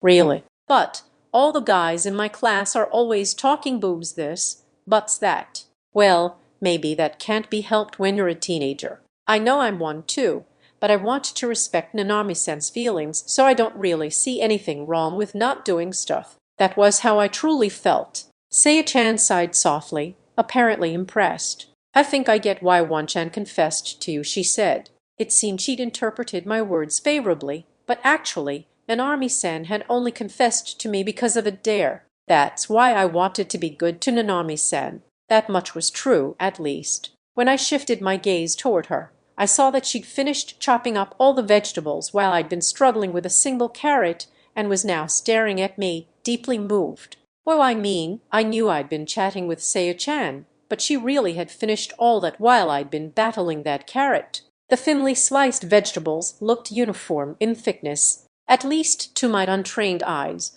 The knife cuts looked precise. And here I was struggling with a peeler. But hey, cut me some slack. It's surprisingly hard to find the right amount of force. Plus the carrot keeps rolling around, Yashin. "That's no good," Nanami-san said. She put her own knife away and moved behind me, unable to watch my futile battle. "If you're not used to a peeler, it's better to put the carrot on the cutting board. It can be dangerous to hold it in your hand. You want to hold it like this." Nanami-san took my hands from behind and showed me how to use the peeler, because she was resting her hand on mine, correcting both my posture and the way I held the instrument. She ended up pressing her body directly up against mine. I knew it was neither the time nor the place, but I felt a pleasant pressure against my back. "Oh man, I have to concentrate on cooking. Sit. This way you don't have to work too hard, and it's not as dangerous, Kay." With the warmth of her hand on mine,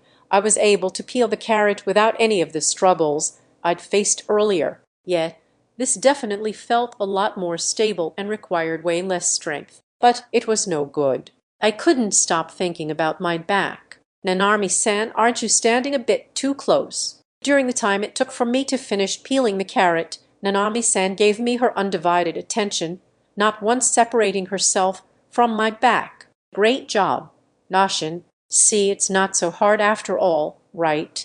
"Yeah, I still have to be careful because there's a blade involved, but once I get the hang of it, I think I'll be all right." "Then, shall we try slicing the carrot next?" Taking a step away from me, Nanami-san motioned toward the knife she'd been using. "Oh, the pleasant pressure is gonna shoo those thoughts away. You're cooking now. You're using a knife. It's dangerous. Cutting with a knife sure makes me nervous. But this too is practice. I have to step up my game." "Okay, got it. How should I cut it?" We always cut them into thin strips, but that's kind of hard, so why don't we try slicing them like the lotus root?" I took the knife Nanami-san gave me. I can't explain it, but all of a sudden I felt like I was cooking for real. The peeler earlier had made me feel like I was putting models together or something, but just the mention of the knife made my whole body tighten a bit. "Oh, Yashin, before you start, I should tell you to make little paws with your hands." I was so surprised I let out a dumb yelp. Nanami-san seemed to interpret that as me not understanding what she'd said. "Cat paws, like this," Nanami-san said, curling her hands.